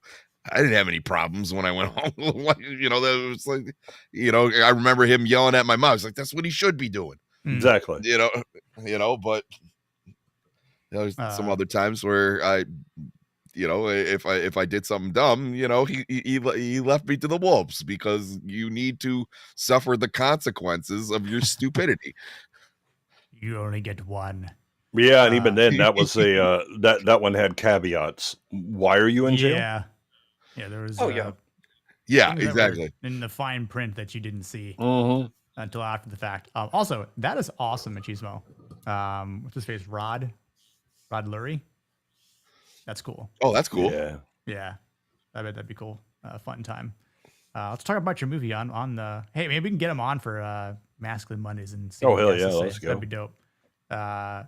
Machismo, you want to try and set that up? I mean, you and him could be guests. That'd be dope as hell. Yeah, I'd be interested in his. I mean, because he did a really good job of not only conveying the what it's like to be in that kind of battle, to be overrun, and the panic, and the guys that are reacting and are ill prepared because of the idiocy of some of their leadership that they had, but then the after action when they're talking to psychiatrists and kind of trying to get their head around it. It really does. It's not just the, ooh, look, it's cool war thing and we were victorious and then we all had a parade. No, there were consequences, mentally, for that, and it showed it. Yeah. I kind of already went through these slides, but Benjamin's mourning the death of Gabriel, and he gets a talk from his mate saying like, well, you can remedy this situation, come ride with us. And he doesn't want to until he sees the flag that Gabriel had started to mend and repair, which is awesome. That's such a patriotic thing to do. It's like, when he finds that flag that's just all beaten and tattered, and it's like, I need to restore this to glory.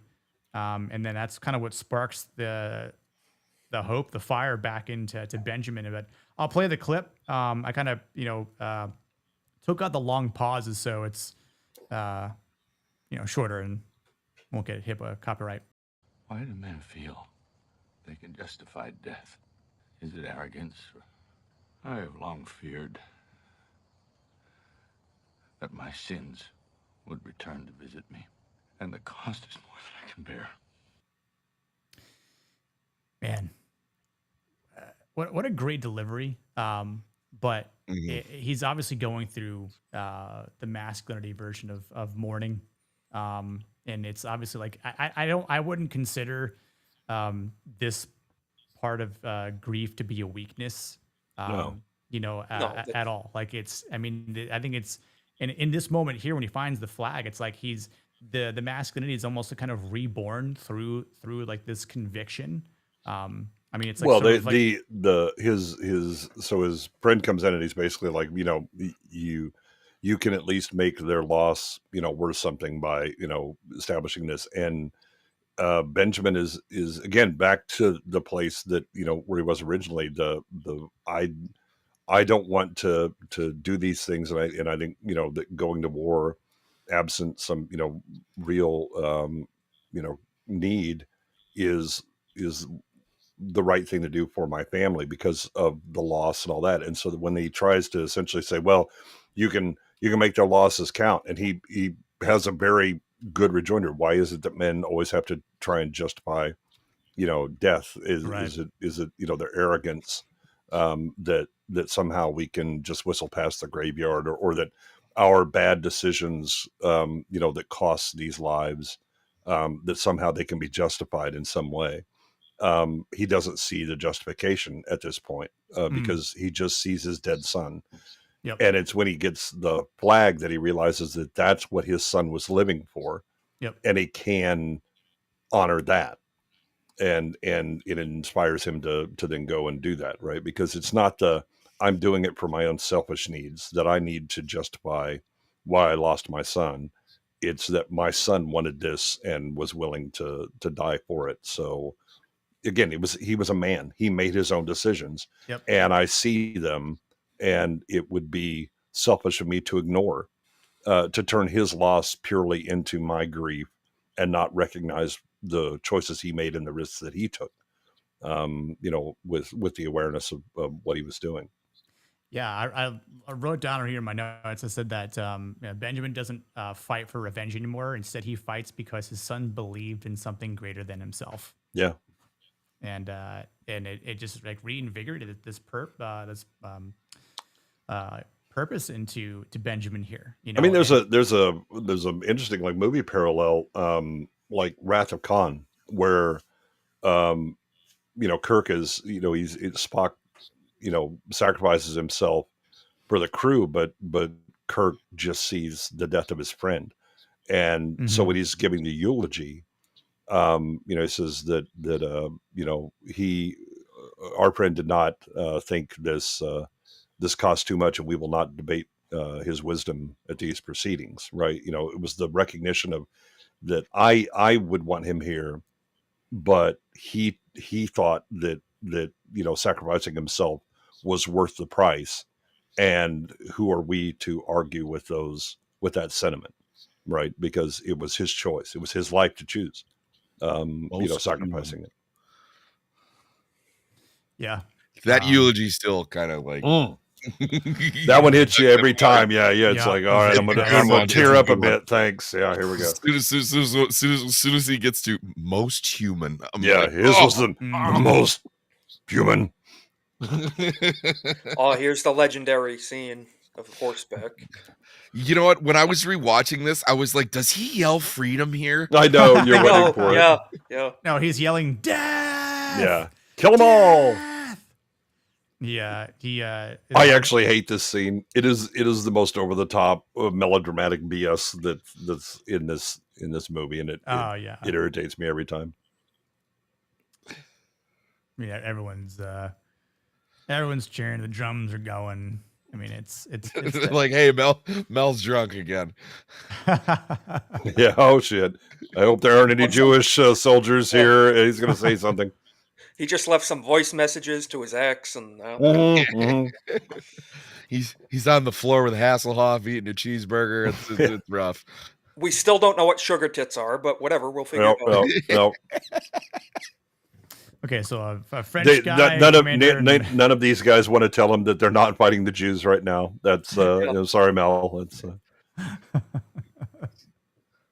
right, so these three guys walk into a bar, and then Mel gets really drunk, and then starts insulting them all. Yeah, exactly. Stupid French. No, but that story is interesting, Rabnad. Definitely heavy. And yeah, I think Jen kind of brings up a good point. Like, I don't know how lengthy the family ties would have been, but oh yeah, absolutely would have had a loyalist family versus. For sure, yeah. I think it. For sure. Yeah, like you'd have the Patriots versus the loyalists, right? But well, or Patriots versus the insurrectionists, depending on which side you were on. Mm-hmm. He also terrified me. Yeah, that's true, Blue. Well, and exactly. you have it's one of those age-old debates on, like, are you willing to sacrifice what is right for what is safe? And, going against the world's biggest army is, probably not the safest thing to do. So, even though you might believe in something wholeheartedly, they do a great job showing it in this movie where, people are talking the talk, but when it, comes right down and you got all these redcoats standing in a field, well, are you going to pick up your arms, or are you just going to talk that shit in closed rooms? Yeah, but I think Gibson's also like the cold splash of water in their face, where it's like, you're talking some shit. You're talking shit against the most professional and successful army in the world right now.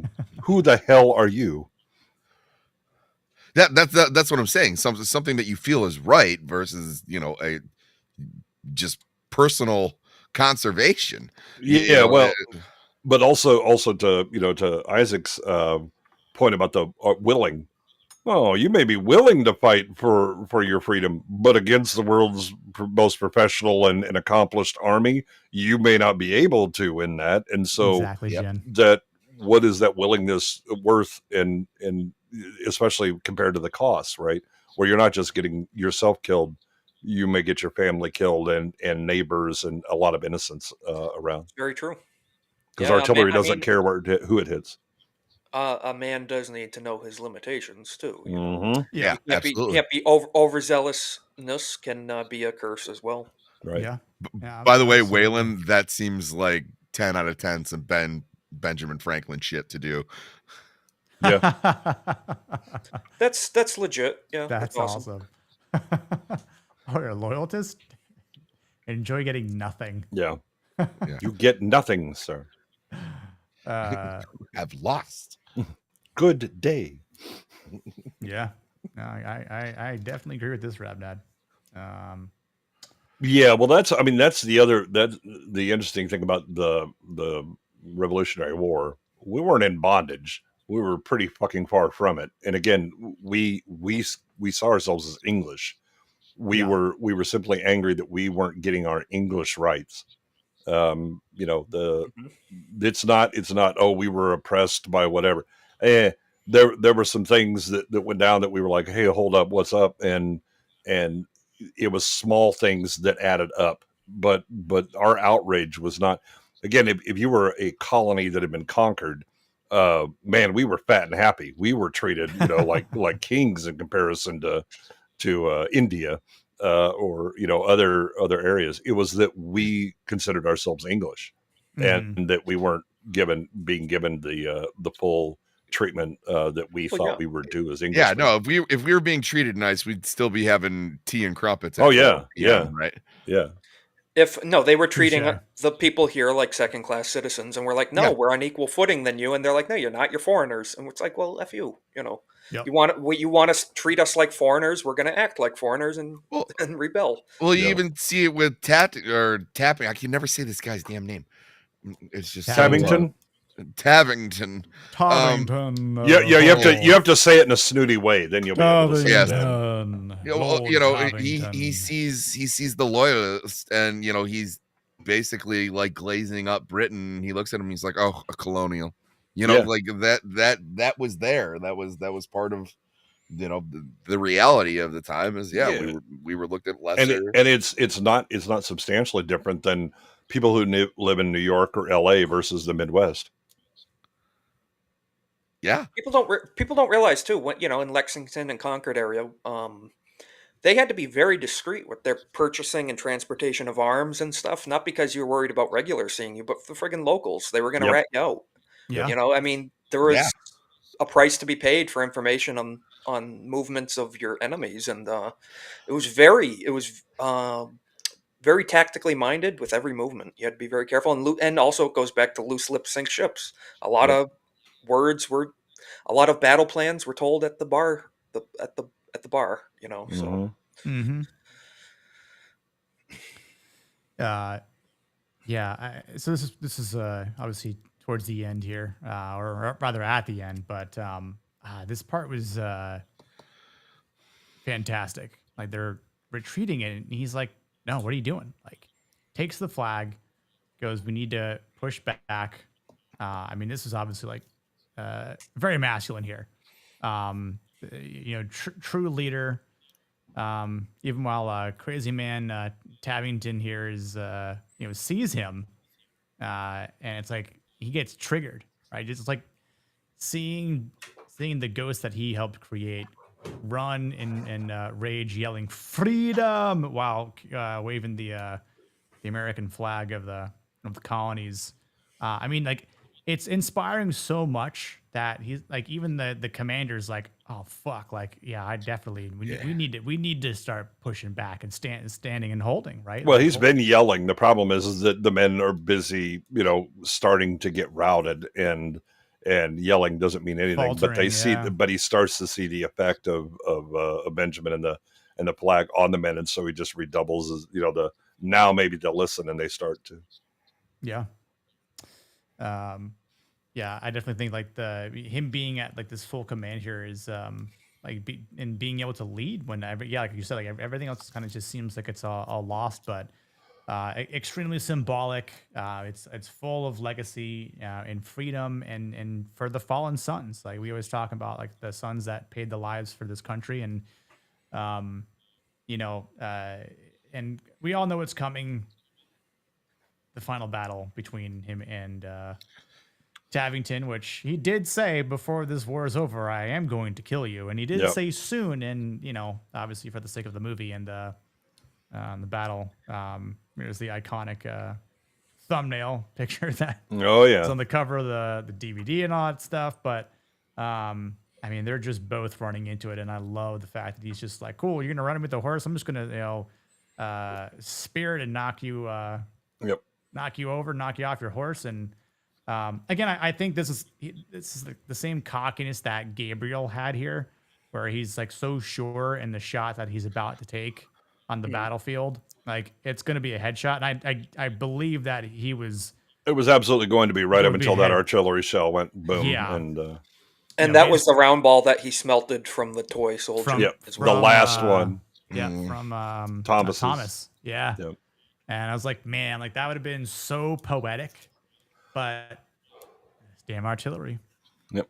Damn artillery. But yeah, just a pretty good battle. It definitely seems like Benjamin has the upper hand at first, but then Tabington honestly turns the tables and slices him up pretty good a couple times. It's because Benjamin's fight choreography is for shit. I mean, again, he's got the sword locked up with that tomahawk, and why he isn't just like shredding him with the knife, underneath his guard, and he's always swinging. Again, it's the swing at sword. No, that's not what you do. You swing at where sword isn't to kill the guy. Yeah. Yeah, not the best choreography, but got a sucker in the viewers and make them think that, oh no, Mel's gonna die. Yeah, you gotta get a couple blows in, or there's no drama. Yeah, exactly. He's gonna die just like William Wallace. Not this time. But yeah, it's like on his. I mean, I love this shot though. Kind of just seeing everything before him and passing and I think he's just looking there stunned, like, bros, you didn't see this British officer standing right here in front of you as you ran by? Oh, you're just going to leave it to me? Oh, thanks a lot, guys. Yeah. But it happens because of the plot, right? Oh God, and then the magic ducking. Oh my God, it's this part is. It really is like the last 15 minutes of this movie really lets down the movie in a lot of ways. It is so melodramatic and over the top. But the way he finishes him with the triangle bayonet, though, is crazy. Yeah, that's very satisfying, but also like kind of essentially hitting him with the same trick that he pulled on Gabriel. Big time. Yeah, he got what was his, and obviously like when Commander and French dude are like, oh yeah, glad our guy's not dead. Yeah, look, good thing main character survived. I don't know if main character was going to make it or not. It's true. Yeah, no, that True little Dax. like buddy cop shot of those Yeah. two at the end was that. Yeah, that's a little. Yeah, I get what you're saying, Goodwin. This is it's kind of wrapped up in such a neat little bow that like you're like, no, this is a war movie. Like, yeah. I mean, you had kind of that gritty, brutality and a certain amount of realism, what's going on and that people were getting killed and all that. And then we look around, it was like, oh look, the main characters are here. Okay, well they're going to be fine. So Yeah. And I mean, I think too, like, choreography set aside, it's a matter of, Tabbing isn't outclassed by strength or skill here. But obviously, like, it's just I think a battle for these two, like, particular characters, right? Not talking about the whole war here, but it's like a good versus evil, right? Like, Tabbington is all about cruelty. And, like, while Benjamin has done cruel things in the past, because he's found this, new reprise from Gabriel's death, he's fighting for something better. And that fighting for something better, more purposeful, is better than cruelty. It's ultimately, I think, what allows him to achieve victory here. Well, I think so. It's easy to view Tabington as Simon Bar Sinister twirling his mustache and all that, but his motivations are always they're understandable. He is about personal success and honor, and because I mean he talks with Cornwallis and so tell me about Ohio. So he's going to get a big chunk of land and that'll make him successful in society again, a thing that he has lost. But the reason he's specifically going after Gibson here is that the thing that Cornwallis keeps like rubbing in his face and essentially is removing that Ohio land grant away from is that you never brought me the ghost. Mm-hmm. Well, this is his chance to do so, and he's not aware of what's happening. The Cornwallis is actually having to call retreat and all that.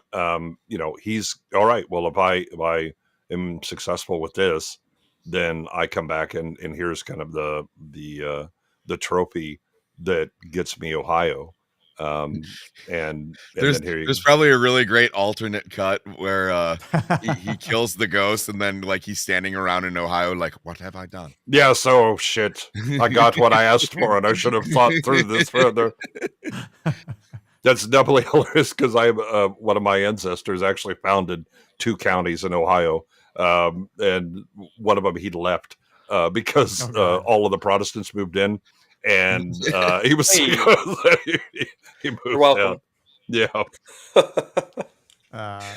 I agree with DMB here. Like, I think we can use another American Revolution movie. Yeah.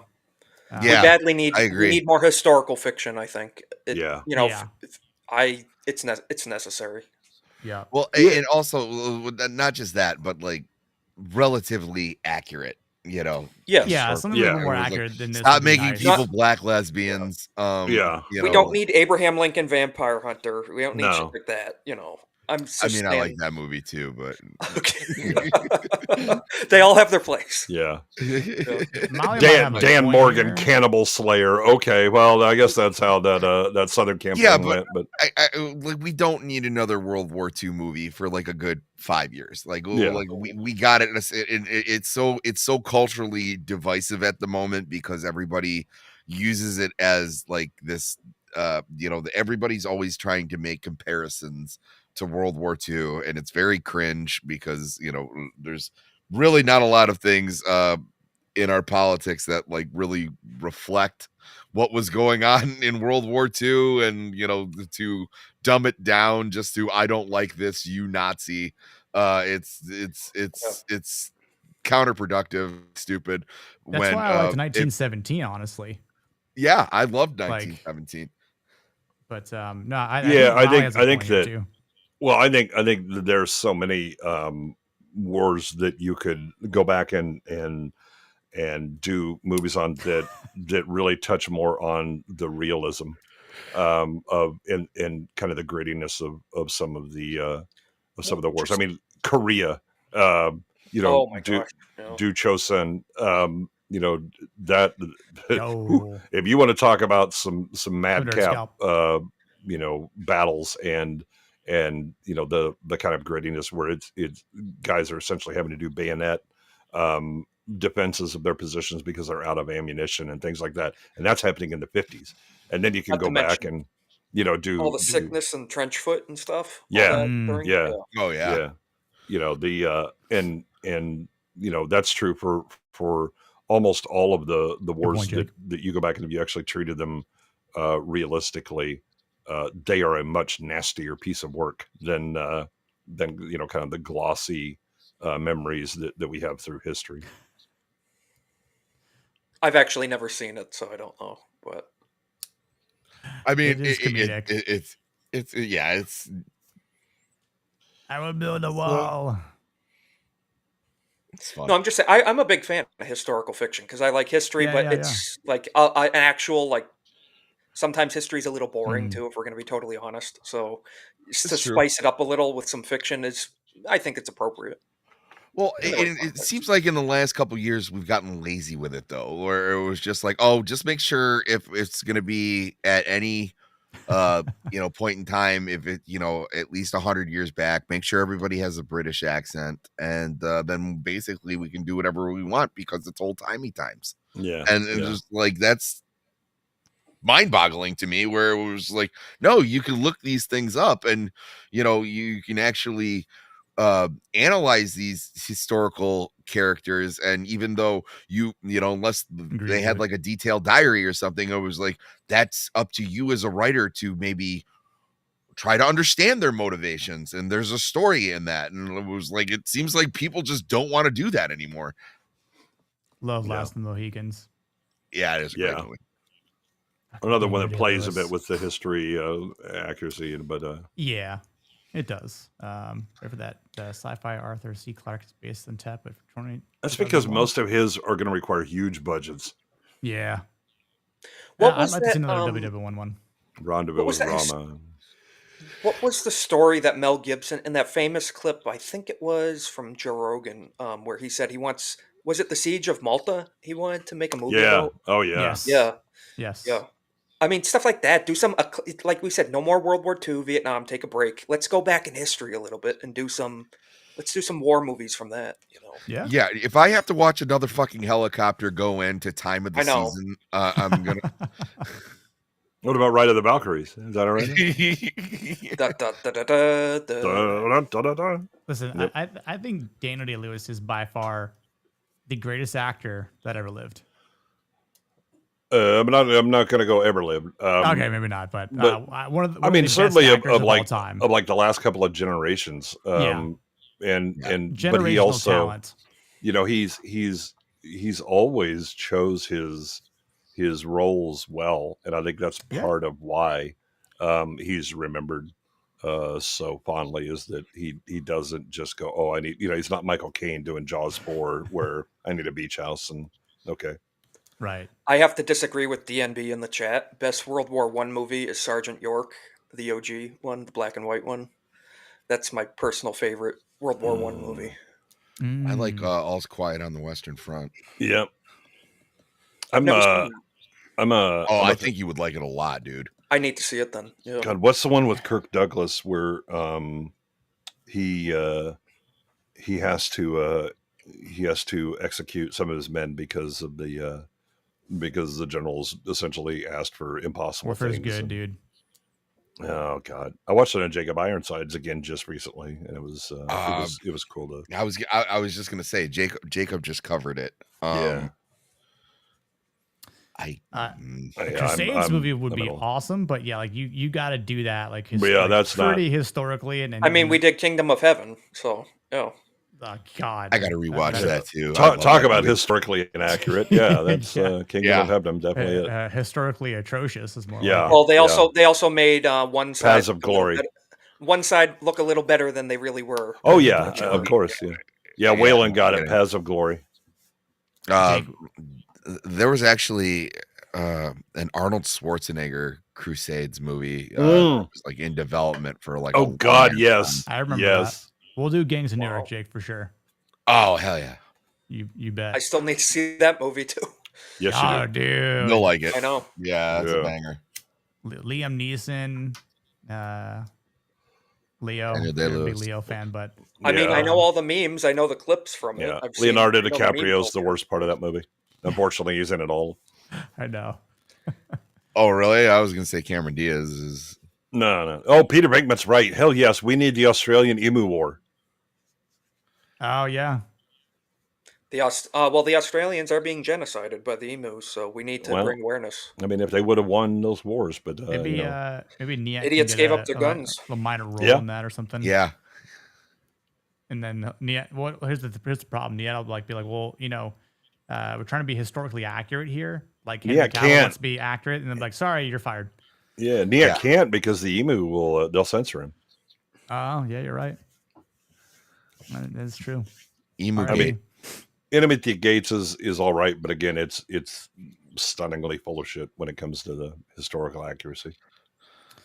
Yeah, I mean, the last part of this movie is just when they return back home and they've already started to kind of rebuild the house that was burnt down. But I mean, yeah, that's basically the Patriot. Yeah, I love how all of his men are there rebuilding his house instead of their own. Yeah, it's because it's like I feel like that's like the opposite, or maybe somewhat of the same, where they would buy him drinks, right? But now they're just, hey, we'll do you one better. We'll build. Yeah, but I don't sell my house to buy him a drink. Hell no. and like one of the guys there lost his wife and child, and the good news is I think his home is still standing because the only thing they burnt in that town was the church. Yeah. Well, that's what I'm saying. I was like, maybe a lot of them just kind of moved into that town full of vacant houses. Yeah. This is just funny with Rick saying Daxter's still here when everybody thought Rick was gone. Yeah. Oh yeah, and good night, Rick. Yeah. Night, Rick. Yeah. Night, and Rick. why you quitting? Yes, emu Alcatraz. So it's almost like kind of Gator Alcatraz here in Florida, but with emus. Perfect. Yeah. And then we can do like The Rock 2 on Emu Alcatraz. Yes. It's the emus. Yeah. Welcome to The Rock. Yeah, Dirty Dozen was a classic. All right, let's go through. No. What? I hope not. Starting a commune. I don't think so. God, At no. the end of the movie. Sammy, what would you give this movie in terms of a masculinity rating? I would give this 9 out of 10 melted lead soldiers into but no, this has especially for your show, this has so many good examples of strong masculine behavior, toxic masculine behavior, poor masculine behavior. Like, it was like there's a lot to take away from this one. This is a really good pick. It's one of those movies that I think that everyone should see at least once. I'm glad that we talked about it. I totally agree.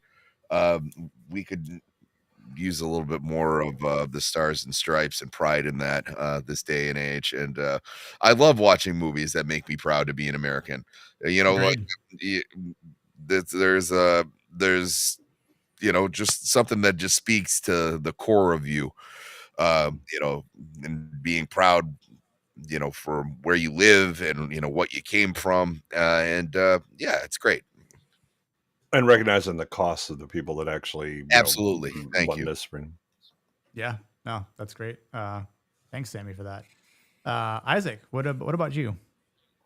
I give it a 9.9. I know that's an odd rating, but I thought about it, and there's only one movie I'm ever gonna give a 10, and out of the masculinity rating, and you'll know it. Break into Electric Boogaloo. No, you'll know it if we ever come across it. I'm not going to spoil it though. If you ever come across it, maybe around Easter time. That's a hint. But true. It's 9.9. And I think, yeah, I agree with Sammy. We need more movies that make you proud to be an American. We saw Top Gun Maverick, I think, is a recent example of that. Just things that are just Excellent. unashamedly patriotic. It's like, hell yeah, stars and stripes. I'm all about it. And you know what? It's good. It feels good to feel good. And there's nothing wrong with saying that. And Yeah.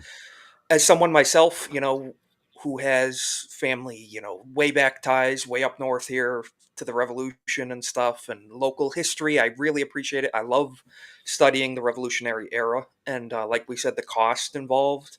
It wasn't just one man alone on the battlefield. There was family. There was a lot of cost involved. And we owe these men a debt of gratitude for what they gave us, and we owe them to preserve it as well. So 9.9 out of the masculinity rating. Mel Gibson is the GOAT. He's my favorite person in Hollywood for a multitude of reasons, and I give this movie very high praise. So I've had a great time watching this again and going through it with you guys. This was a great breakdown. So awesome. Thanks for having me on, Nick. Appreciate it. Yeah, dude. Thanks for joining, and thanks for all that. I appreciate it. Yeah. Good one. What you got? Yeah, I think I'm not going to go quite as far as Leon, but I think he's justified in why he went to a 10 on this. I think I'd probably give this a 9.5. There's the masculine virtues and the masculine vices are all on display, and as Leon pointed out, the virtues of young men are different than the virtues of the old, and the masculinity and how it is expressed. And you have Gabriel that is, he goes on the arc of having that young man's impulsiveness and absolutes about his principles, and without understanding what the real costs are going to be later. Boot. I think that he then, when he has something to lose, starts to reconsider and understands his father's point of view, and that's quite the arc for him. And I think you see, the masculine virtues of family and the being the protector for that, even at the cost of public scorn from people that have known him by reputation, and then look askance at him when he doesn't advocate for war, and he actually advocates against it and says, I won't be joining this, and I can't vote for something that I wouldn't be willing to do myself. And everybody's like, but this is the hero of Fort Wilderness and all that. And I was like, yeah, that was a different time, and I was a younger man doing younger man things, and have to put that away because I understand what the costs of war are. I think that's one of the things that I like about the Patriot is, it happens on within your community, that the war will be there, right? It'll be in your neighborhoods, right? And that the risks, that everybody that gets puffed up and talking about their principles, and yes, we want to go to war, said people voting for it who probably are never going to sniff it, or who haven't really experienced it. And so this movie is very good about showing the real costs of war, not only with the combatants, but also with the civilians and the innocents, and how you can have rules of war, and that doesn't mean that everybody follows them, and that shit happens, and it can happen to the people that have nothing to do with what's going on. And I think it does a good job of balancing the principles versus that kind of prime masculine, motivator of protect family, and that the what Gibson goes through really shows that quandary, that he sees, that okay, I have to do these things, and especially once he's in it to win it, right? As soon as he kills a bunch of British soldiers, okay, well, I guess I'm in war now. And he's going to do it to the best of his ability, but he still has the weakness of, from pure war, viewpoint of having that family that they can reach out and get to, and so do his men. And he's cognizant of that. The willingness to let his men go on furlough and take care of your families. And anybody who doesn't come back, there's no shame in that, because again, you're doing your prime directive. You're doing what men are supposed to do, which is protect family. Having that story contained within what most people would view as a big patriotic, chest thumping kind of movie really makes this much better than a lot of others that we see. Right, it gives the full complexity of the duties and the risks that we have to take as men, and how do we balance out certain beliefs that maybe we hold personally, but any father has to take the things you want, and that always has to come in second to what is best for your kids and family. And I don't think we've had a movie thus far that has had as broad an examination of masculinity in all its forms, good and bad, and the realistic weighing of those choices you have to make in this. So yeah, I'm good with a 9.5 on this one. Yeah. One more thing that we touched on briefly that I still think it's worth noting is the passage of Benjamin's two youngest boys in taking up the responsibility, where especially that one scene in the mansion where the one kid's like hiding under the table and he cocks his gun. You know what I mean? It was like they start assuming those masculine roles of protecting the family. Now that they're gone, it started when he took them out in the woods to get Gabriel back. It was like that is, they had manhood thrust upon them while the other ones were going out to seek it. They weren't doing anything. They just wanted to clown around and take swimming breaks. All of a sudden they got rifles in their hands. I mean that's powerful on its own as well. Yeah, which is a consequence of war, in your backyard, is that you have to prematurely move ahead and become, men at a time when maybe you're not prepared to. And I think there's also that great scene with the younger son, that he's appalled by what he sees his dad do, and he's actually afraid of it. Because he's never seen his dad, demonstrate that kind of violence. Yeah. And it's very good. Yeah, they're not just witnessing their violence; they're seeing their father fall into an animalistic behavior at the same time. They realize what he's capable of, right? And the good news is that for most children in the U.S., they'll never see that. Thank God. Sadly, there are countries where you may see your father have to do that because danger is close and outside the door.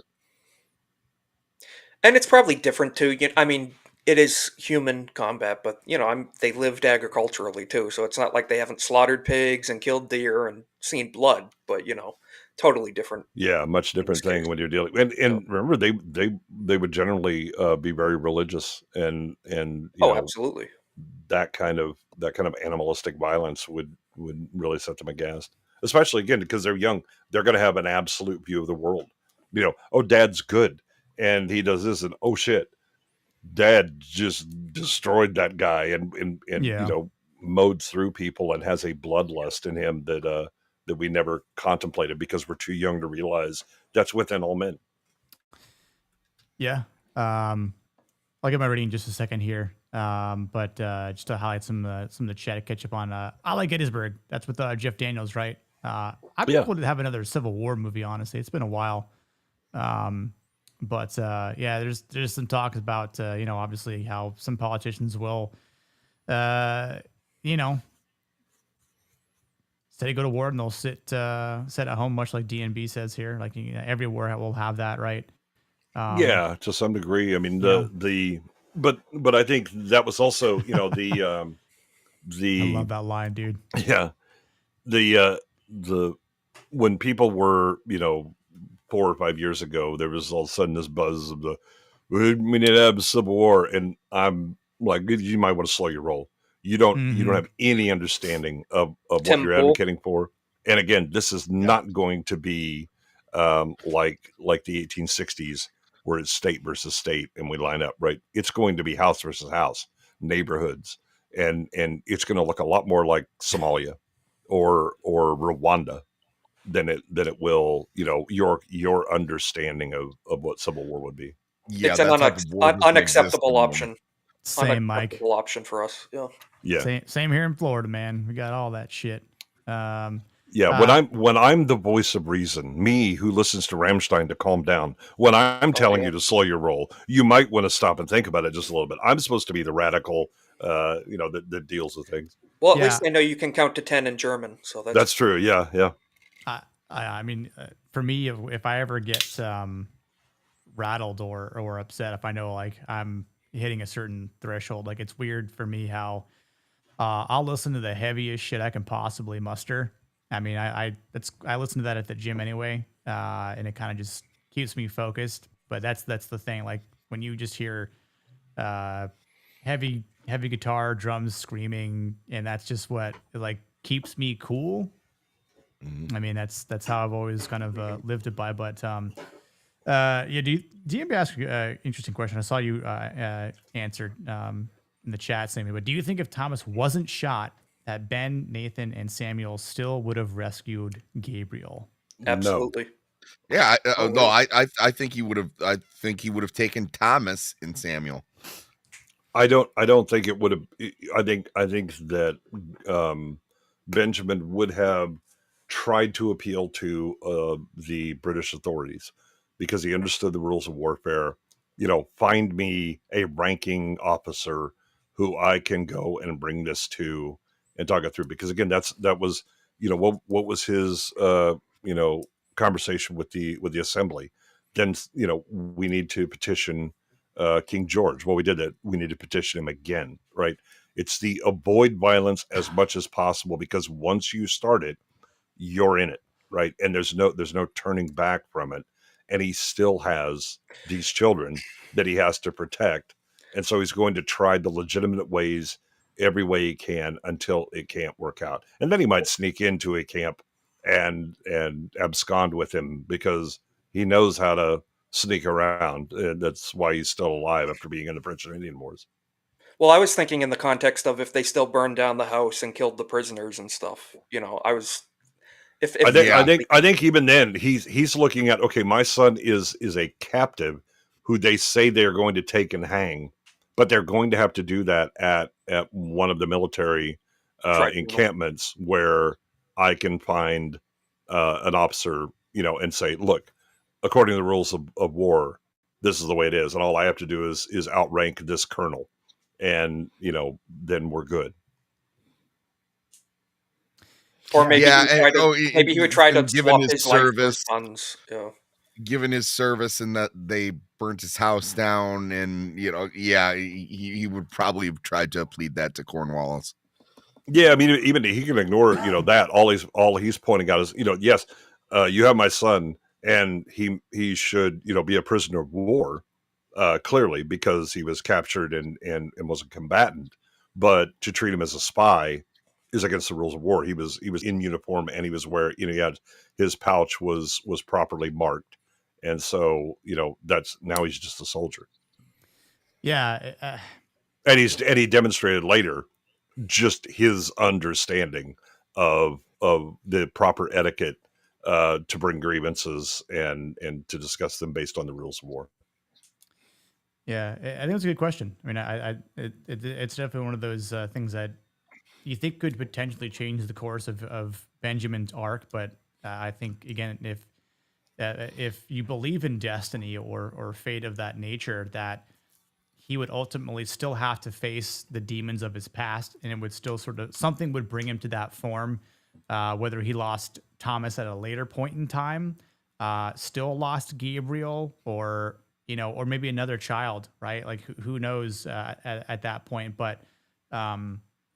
I think Benjamin still would have had to have gone through every ounce of pain that he went through here in this movie, just maybe from another direction, or again, maybe it's prolonged to a certain extent. But well, it's equally as likely that some Patriot militia is outraged because they've heard about him speaking out against it in the assembly, and he gave succor to British officers that were wounded there, as well as the American or whatever. And you get somebody showing the red ass and starts it, and he ends up on the British side. All right, that it's okay. Here we go. I got to get mine. And once you get into that, I have to kill somebody to save my family. You've made an enemy of that side. You're going to be on the other side. Yep. That's definitely true. Also, Draconis, yeah, man, you to be doing dumb shit, dude. It sucks. It happens to me from time to time. So, but I'm glad you could make it, man. I really am. Yeah, I mean, in terms of my masculinity rating, I won't go to a 10. I'm probably at the 9.5 mark because I mean I think you guys have exemplified great reasonings, and yeah, I mean I think I've been also thinking of, since I've had time to think since you guys were talking, like of every movie that we've covered so far through 10 weeks now, or 10 movies, which has been awesome. This definitely, I think, which may or may not have planned it that way, to kind of like, I was just trying to be like more celebratory, like, oh, well, Independence Day, Patriot, that's fine. Like this year, and we'll do another one next year sort of thing. But it was just one of those things that, like, after watching it, I'm like, man, like this might be the most actual masculine movie that we've covered thus far. I know we talked, I think we gave like, John Wick like a 9 or something like that from what I can remember. At least most of us did, but still this has so much more emphasis on the entire masculine code and what goes into it. And you don't have like this, any weird interference from like, stupid, female characters, as like, as like Jen has pointed out a couple times in the chat, which thank you again for that, Jen. But you have the right sort of opposition as well to force these characters into this masculinity fold. And from the deaths of 2 children, the fact that he's already lost his wife, that he doesn't want to go into war, that he feels like he's haunted, but yet he still has to, find a way to be the stoic leader. The way he's able to still, be a father to the rest of his children, to commanding his 2 young boys to take out grown men officers in the forest. The fact that he shows his vulnerability to a raging emotion, but also just like the brutality and the lethality that he carries within him that they had no idea that he possessed until, it kind of just, broke out of the chains. But that he is, we don't really talk about it a lot, but he is, still loving at heart. The way he ends up kissing his wife's sister on the, in that little town that they're at. The way he talks to his daughter, which was definitely like a heavy part, it's like, man, like he still has this control, and this resilience and this restraint. And again, just from the belief that he has to fight for something greater. And like there's so much to this that, definitely makes this, his family is so much of why he's fighting, right? That scene, when Susan finally, yells Papa and runs to him or whatever. I mean, that breaks him, breaks that stoicism, just like Gabriel's death does, that again, these are the things that matter to him. Oh yeah. Okay. So that'd be awesome. What I've been trying to do, obviously, for any sort of holidays, like I want to try and be thematical, and like for October, we're definitely doing kind of like spooky movies, kind of fit in that genre, and like we're doing Die Hard. We got a hard hitter in October that I'm going to rank pretty high. Yeah, I know what you're talking about. Mm-hmm. Like we're definitely doing Die Hard in December because, like, Christmas movie. Kind of have to. Although Lethal Weapon is more of a Christmas movie. Yeah, we can cover Lethal Weapon as well. Back-to-back weeks. That's fine by me. Mm-hmm. So number one thing I'll say is I put the link in the description for the official The Plot Strikes Back Discord. So should be like a pretty 1-2 step. You hit the invite link. There's I just scroll through the damn rules. I kind of just want to put them for kicks. There's a green check mark. All I got to do is click on that emoji. It lets you in. You'll be awarded a rank. It definitely doesn't give us access to your checking account, so there's no need to read through those terms of service. I won't know your PayPal or we Cash definitely App don't have anything like that. I mean, we might, but you don't need to read that. It's fine. we hired a hacker to yeah, it's exactly. But Waylon joined the Discord and has been posting in the movie suggestions for things, which there's a Western that he proposed actually. That's yeah. You've probably seen it. It is Once Upon a Time in the West. Oh, hell yeah. So, and just any movie you guys have for recommendations, because I love Josie Wales. Yeah. I'd love to do things where I'll put up a hang poll. 'em high. Yeah. What I want to do in the future is I want to be able to put up a poll and not a stripper poll like Leon. But I want to put up. Well, we do, but we don't want Leon on it. That's the right. It'll be no Leon sign. Yeah, Pouty. That's fine for you. You can go ahead and use the stripper pole. That's Pouty can do it. It's fine. Yep. It's probably better for her anyway. Molly, yeah, Sherry, love it. Yep. Yeah. And just that way you guys can vote on which movies, and then we'll kind of just pick and cover them. It'd be kind of cool to just get fan decisions at that point. Because I'm pretty sure there's plenty as Goodwin's already kind of be like, hey, what about this one? I'm like, oh, I didn't even think about that. So there's so many out there. I definitely want to keep this going as long as possible. It's been an absolute blast to be at number 10, and we're not slowing down. We're not quitting anytime soon. And much like Dakota said, the Discord link is expired. Oh, really? Yeah, I just tried it. I'm gonna want to join that too. Yeah, that'd be awesome. Hold on a second. I'm joining it right now. Oh yeah, hold on. Okay, let me refresh because the Discord links expire every so often for some dumb reason. But I'm still trying to figure out Discord over a year later. It's kind of confusing sometimes. Yeah. If you got any questions, dude, let me know because I definitely kind of figured out for myself. Okay, I just created a new link for Discord. Should maybe refresh the stream or something like that, and then it should be there. Yep. Because I think I just saw Waylon post the Great Silence in there. One of the darkest and most pessimistic westerns, he says. But yeah, Draconis, we need to get you 500 ASAP so we can drop some Donos gifties, dude. Listen, I will forever be humble and appreciate anything that you guys will ever decide to give to me. Absolutely. I never asked for that. I just simply love the fact that you guys are here. You're sharing, you're liking the video, you're watching it, you're chatting. To me, that really means a lot. It truly does. You guys are essentially what's helping us build this community.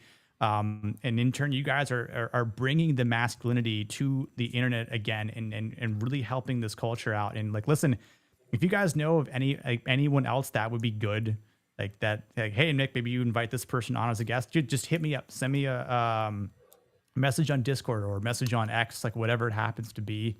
Yeah, or if you got a friend that you'd be like, you know what, they would love to sit in and watch, this stuff and kind of get in on it, whatever. Right. The easiest way that we can grow is that word of mouth. You go tell your friends, hey, you need to show up for this because this is a different thing. And one thing I love about the community is that it only took a show for them to figure out, oh, the masculinity aspect. This is what we're focused on. It's not review movie as movie.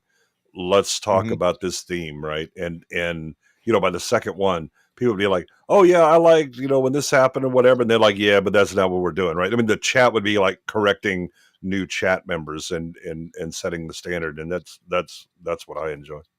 Yeah. Shit, I was on the first episode. I didn't understand it completely. I don't know why I sent it twice, but yeah, I just sent it in the chat. See if that works. Yeah, well, it went twice. Once to YouTube, once to Kick. Oh yeah, that kind of makes sense, I guess. It's yeah, Nicky two times. He's going to get to papers. Get Nicky to papers 2 times, dude. Dax, appreciate you, brother. Yeah, let me know if it goes through that way in the chat. Did that work, Jake? Let me know. Yeah, we should also set up Rumble because that's much easier to get monetized for, and so those that want to give gifties or donations. Yeah, so I think what I'm going to do, because once I kind of just will probably again like switch over to StreamYard, since you can only get like 3 multi-streams, I think I'm just going to do YouTube, X, and because I appreciate my X viewers, you out there who are watching, and Rumble. Kick's finicky, I guess. I think Kick is good for gaming, but yeah, I think Rumble is going to be the place to be. So work just fine. Hell yeah, love to see it. And description link works as well. Cool, awesome. Thanks for checking that out, guys. I do appreciate it. But yeah, in terms of just you can see that Waylon's already kind of throwing some stuff in there. You got any memes? Throw the memes in there, and you want to chat about anything? Just like I'll be in the meme section. That's for sure. I love get it. So for next week, we're talking about really the only dinosaur movie that should have ever been made at Jurassic Park. Yes, that's going to be an interesting discussion because of kind of what it entails. But I think there's going to be some interesting conversations to be said because Leon's coming back. Goodwood's going to be here. Sam is going to be here. Nadia says she'll be here. Not after her Jurassic World take. And no, I know. I might have to invoke a rule. Excuse me. What did you give? Jurassic Park Rebirth, Afterbirth. Yeah, no. And a 7? No, that's hell no. No. It would be unmasculine not to ban you from this. I too high. Just rewatched the movie and then listened to the audiobook when we were. I like to listen to audiobooks when I drive. So when I took Morgan out for our anniversary, that's what we were listening to on the way up. So Jurassic Park. It's awesome. Yeah, I should have my Jurassic World Rebirth review out tomorrow. I kind of just broke it down by a couple sections: franchise, plot, characters, and dinos. Just but yeah, I guess we'll go around the barn here and tell people where they can find you and what you're doing the rest of this week. Sammy, what you doing?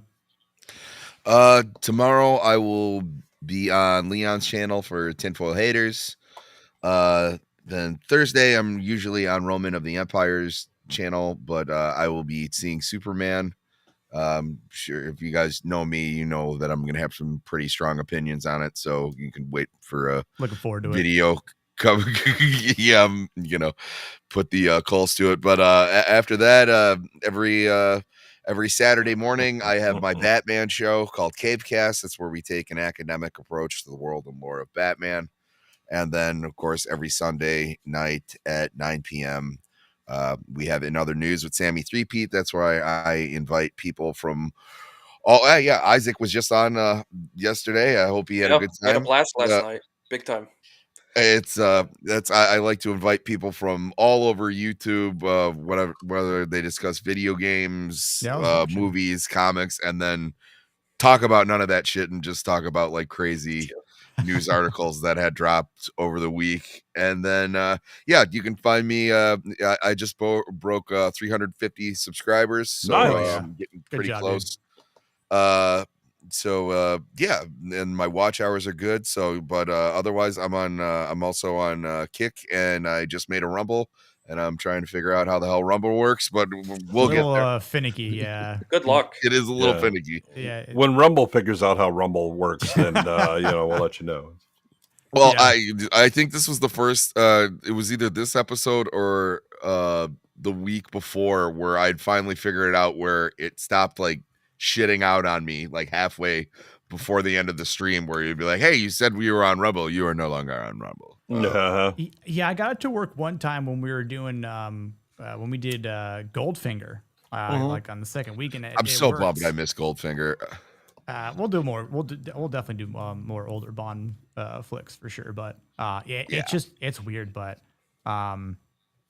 If you're not, if it's not a live show, it's kind of a mess. I mean, Rumble's UI is especially from like the user side, is a pain in the ass. But I'm not a fan. Yeah, the benefit is that it doesn't have the egregious bullshit that you have to go through to get basic monetization for chat and things like that. And so, for like B-sides, I mean, that's really been the main way that people have been able to do it, because YouTube just refuses to monetize them for nefarious bullshit. That's egregious. Because they've well more than met the criteria to get monetized, and they just YouTube monetization is ridiculous sometimes. Yep. Yes. No, you just yeah, she just didn't get it. Yeah, I mean, if she can't understand Velocipaster, how the hell do you expect? Maybe I want to give her some homework to watch Velocipaster before Jurassic Park next week, and say, like, just rethink some things. Yeah. Check with us, and we'll give you a pass-fail before you can come on. Yep. Blue Collar will decide whether or not you have appropriately incorporated Velocipaster. Did you understand the symbolism? Yeah, what do they call them? Like the administrators, like or like like when you go to take a test, and they grade, like they're the ones that grade your papers. The proctors. Yeah, proctors. Yes, the proctors. That's what it is. All right, so Blue, you're gonna be the proctor for Nadia's Velocipaster Jurassic Park exam before next Monday. I will give her spot away to someone else. Masculine Mafia, like that. Masculine Mafia. Let's go. Oh, well, okay. Yeah, I don't have a community name. Does that work? You're the Masculine Mafia. I am Italian, That's so awesome. that fucking it works. Yeah. And Waylon did actually suggest a Bronx Tale, which is a that is a good one. Hey, that's an awesome. I just saw that for the first time like a year ago. Really good movie. Forget about it. Forget about it. Chaz Palminteri, I love Chaz. Yeah, he's pretty based, or he's gotten based. Dude, I watched recently. I watched. So there's a hilarious trauma movie from the '80s that I made my wife watch because somehow she never saw it. Called Black Roses. The premise is essentially Tipper Gore was right. That devil music really is satanic. But one of the parents was one of the guys from The Sopranos, and I saw him and I was immediately like, oh, what is he? Oh my god, I can't believe he's in this. And it's the fat heavy guy that's one of Tony's. He's the guy who likes trains. Yeah. Bobby. Yeah, yes. Bobby. Yeah, yes. Bobby is in Black Roses, and dies in a magnificent way. Oh, nice. Isaac, where can people? So everyone's links will be in the description as well. But where can people find you and what you got going on this week? So I'm on YouTube. I'm getting very close to 300 subscribers on YouTube. So I ask anybody, if you're not subscribed, please subscribe, because we're closing in, and I'm aiming to hit that 500 by the end of the year. That's the goal. So we gotta hit that goal. And check me out on X too. I'm very active on X. I cover a lot of politics and pop culture stuff and culture war topics. And I just streamed on Kick for the first time tonight, which is my show is the Golden Age podcast every Monday night, 8 p.m. Eastern. And right before this show, it just so happens to line up, so it's perfect. Hey, and, what do you know? I know, convenient. So it's I know awesome. a guy who knows a guy. Yeah, exactly right. And then this Wednesday, I'm going to be on the Hump Day Chinwag with Tomby on his channel. So that's what I have going on. Oh, hell yeah. It is. Well, I'm everywhere. You'll find me around. Everybody. I was on Sammy's show last night. I'm all around in the community. So thank you guys. And like I said, YouTube, definitely please subscribe if you haven't. Really working hard over there. So thank you guys. Appreciate it. And it was a blast coming on this stream as always. This is I'm a big fan of Masculine Mondays. I'm liking this stream. It's got a great vibe. So appreciate you, brother. Awesome community here. So hey, we're glad to have you. You're help building it. So I appreciate it. Goodwin, where you at? Oh man! So tomorrow I'll be on Gooch's new animation block at 2:00 Eastern. We'll be doing Thundar the Barbarian. Oh hell yeah! Exactly. Yes. So it's our 80s. Tuesday is 80s. Saturday morning cartoons, and then at 3 Central, I'll be on Trev Retros doing The Last Starfighter.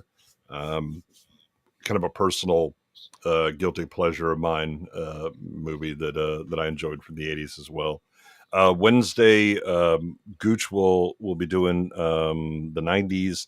I can't remember which one he's doing because we had to postpone the one that I suggested because I have a doctor's appointment that's going to run into that one. So he's going to solo that one. Then Thursday, we'll have a kind of shoot the shit. We haven't quite decided what we're doing on Gooch's animation block for Thursday, what the topic will be for that just yet, but I'm sure it'll be amusing. And then Friday with Niat, he's changed his time. Yes. So he's now 6 Eastern, moving back a couple hours. And what the hell are we covering again? Do you Total Recall. Total Recall, yes. Yeah. If a movie I'm not a huge fan of, I know why a lot of people are because Arnie or whatever, but being a Philip K. Dick fan, that movie butchers it pretty bad. Rick, it should be. So the Alex link was in the description. I don't know. Well, I mean, it's just. I went to his YouTube URL and just and got it, but it could just be weird. It could be weird. The YouTube one, YouTube links can be goofy sometimes. Yes, they can. Well, I mean, are we even sure this is Rick because he left hours ago? Imposter. Rick this is probably a hacker. Good night, Rick. By the way, yeah, night. Why you quitting, Rick? People. That's why I always post people's X link. Yeah, I couldn't watch it. I was in a meeting today, unfortunately. Fortunately. Oh, that's right. Wednesday is Johnny Bravo. That's what Gooch is going to cover. Oh shit! Yeah. Oh wow. That's a base show. Photo finish. It is a base show.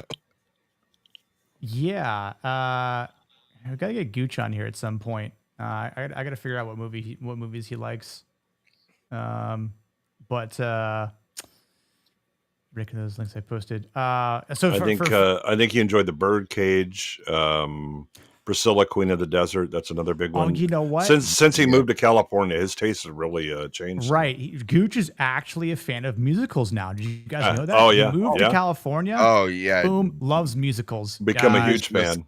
Gushing about Wicked Part 2. He can't wait. Yeah, I heard he wants to see Cats as well. I heard. Oh yeah, the movie and the play. Yeah, he wants to have both. Oh, did he show you his new tattoo? Oh, did he get the movie? Did he get it on the Gooch? Is that early?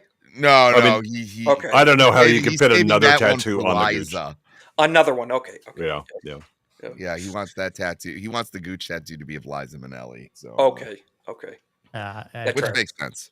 I mean, I think I could be wrong, but I think he was like really loving Les Mis and Joker Part 2. Yeah, of course. I will admit, I do one musical I like is Phantom of the Opera, unashamedly. Oh, there you go. I think it's Jesus Christ Superstar, and that's it. I've never seen it. No. But I mean, is the South? I mean, the South Park movie could technically be considered a musical. Okay, oh yeah, bigger, longer than I like too. Then I like too. So, I did see Book of Mormon. I like that as well. Oh, dude, Book of Mormon's crazy. What would Brian Boitano do? Probably kick an ass or two. As for me this week, more than likely just gonna be editing tomorrow. Wednesday, I will be on ABF's channel at 7 p.m. Eastern for Trigger Happy, and then Thursday. Oddly enough, I was like, maybe I'll go see Superman at like 7 p.m. Come back in time, hit the gaming stream.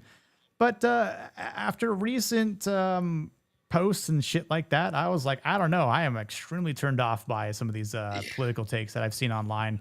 Perhaps you could take a cruise and watch it.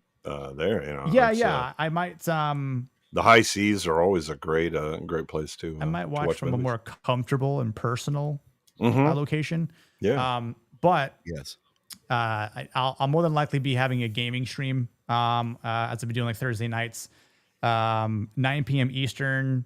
I think I'm gonna go back to Helldivers, serve some democracy, and probably just shoot the shit. Maybe maybe people will have watched Superman by that point.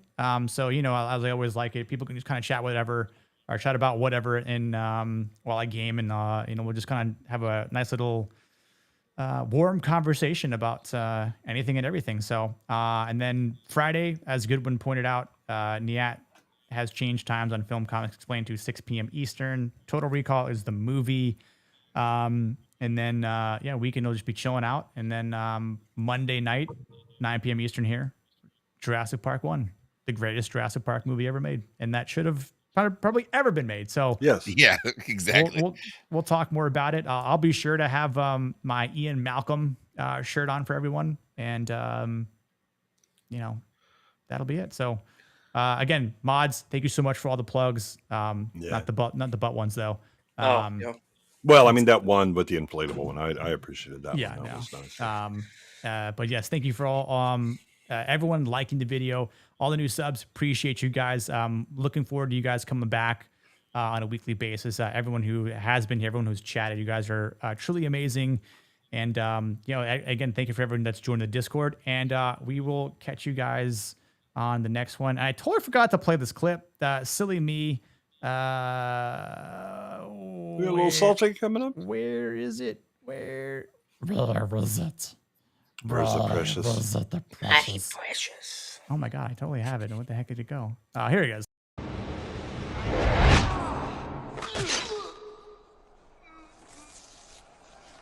You're right.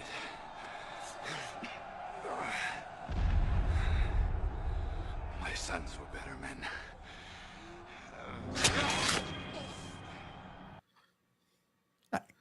Great death scene by the Isaac. pre-bullet time Matrix dodge. Yep. Cool. Actually, it's after. This was Is it after? 2000. Yeah. Oh yeah, you're right. You're 1 right. year after the Damn. Matrix. Damn. Yeah. So. Wow. Yeah. All right, everyone. Cheers. Go to the gym, like the stream, all that kind of stuff. I'll see you next time. Cheers.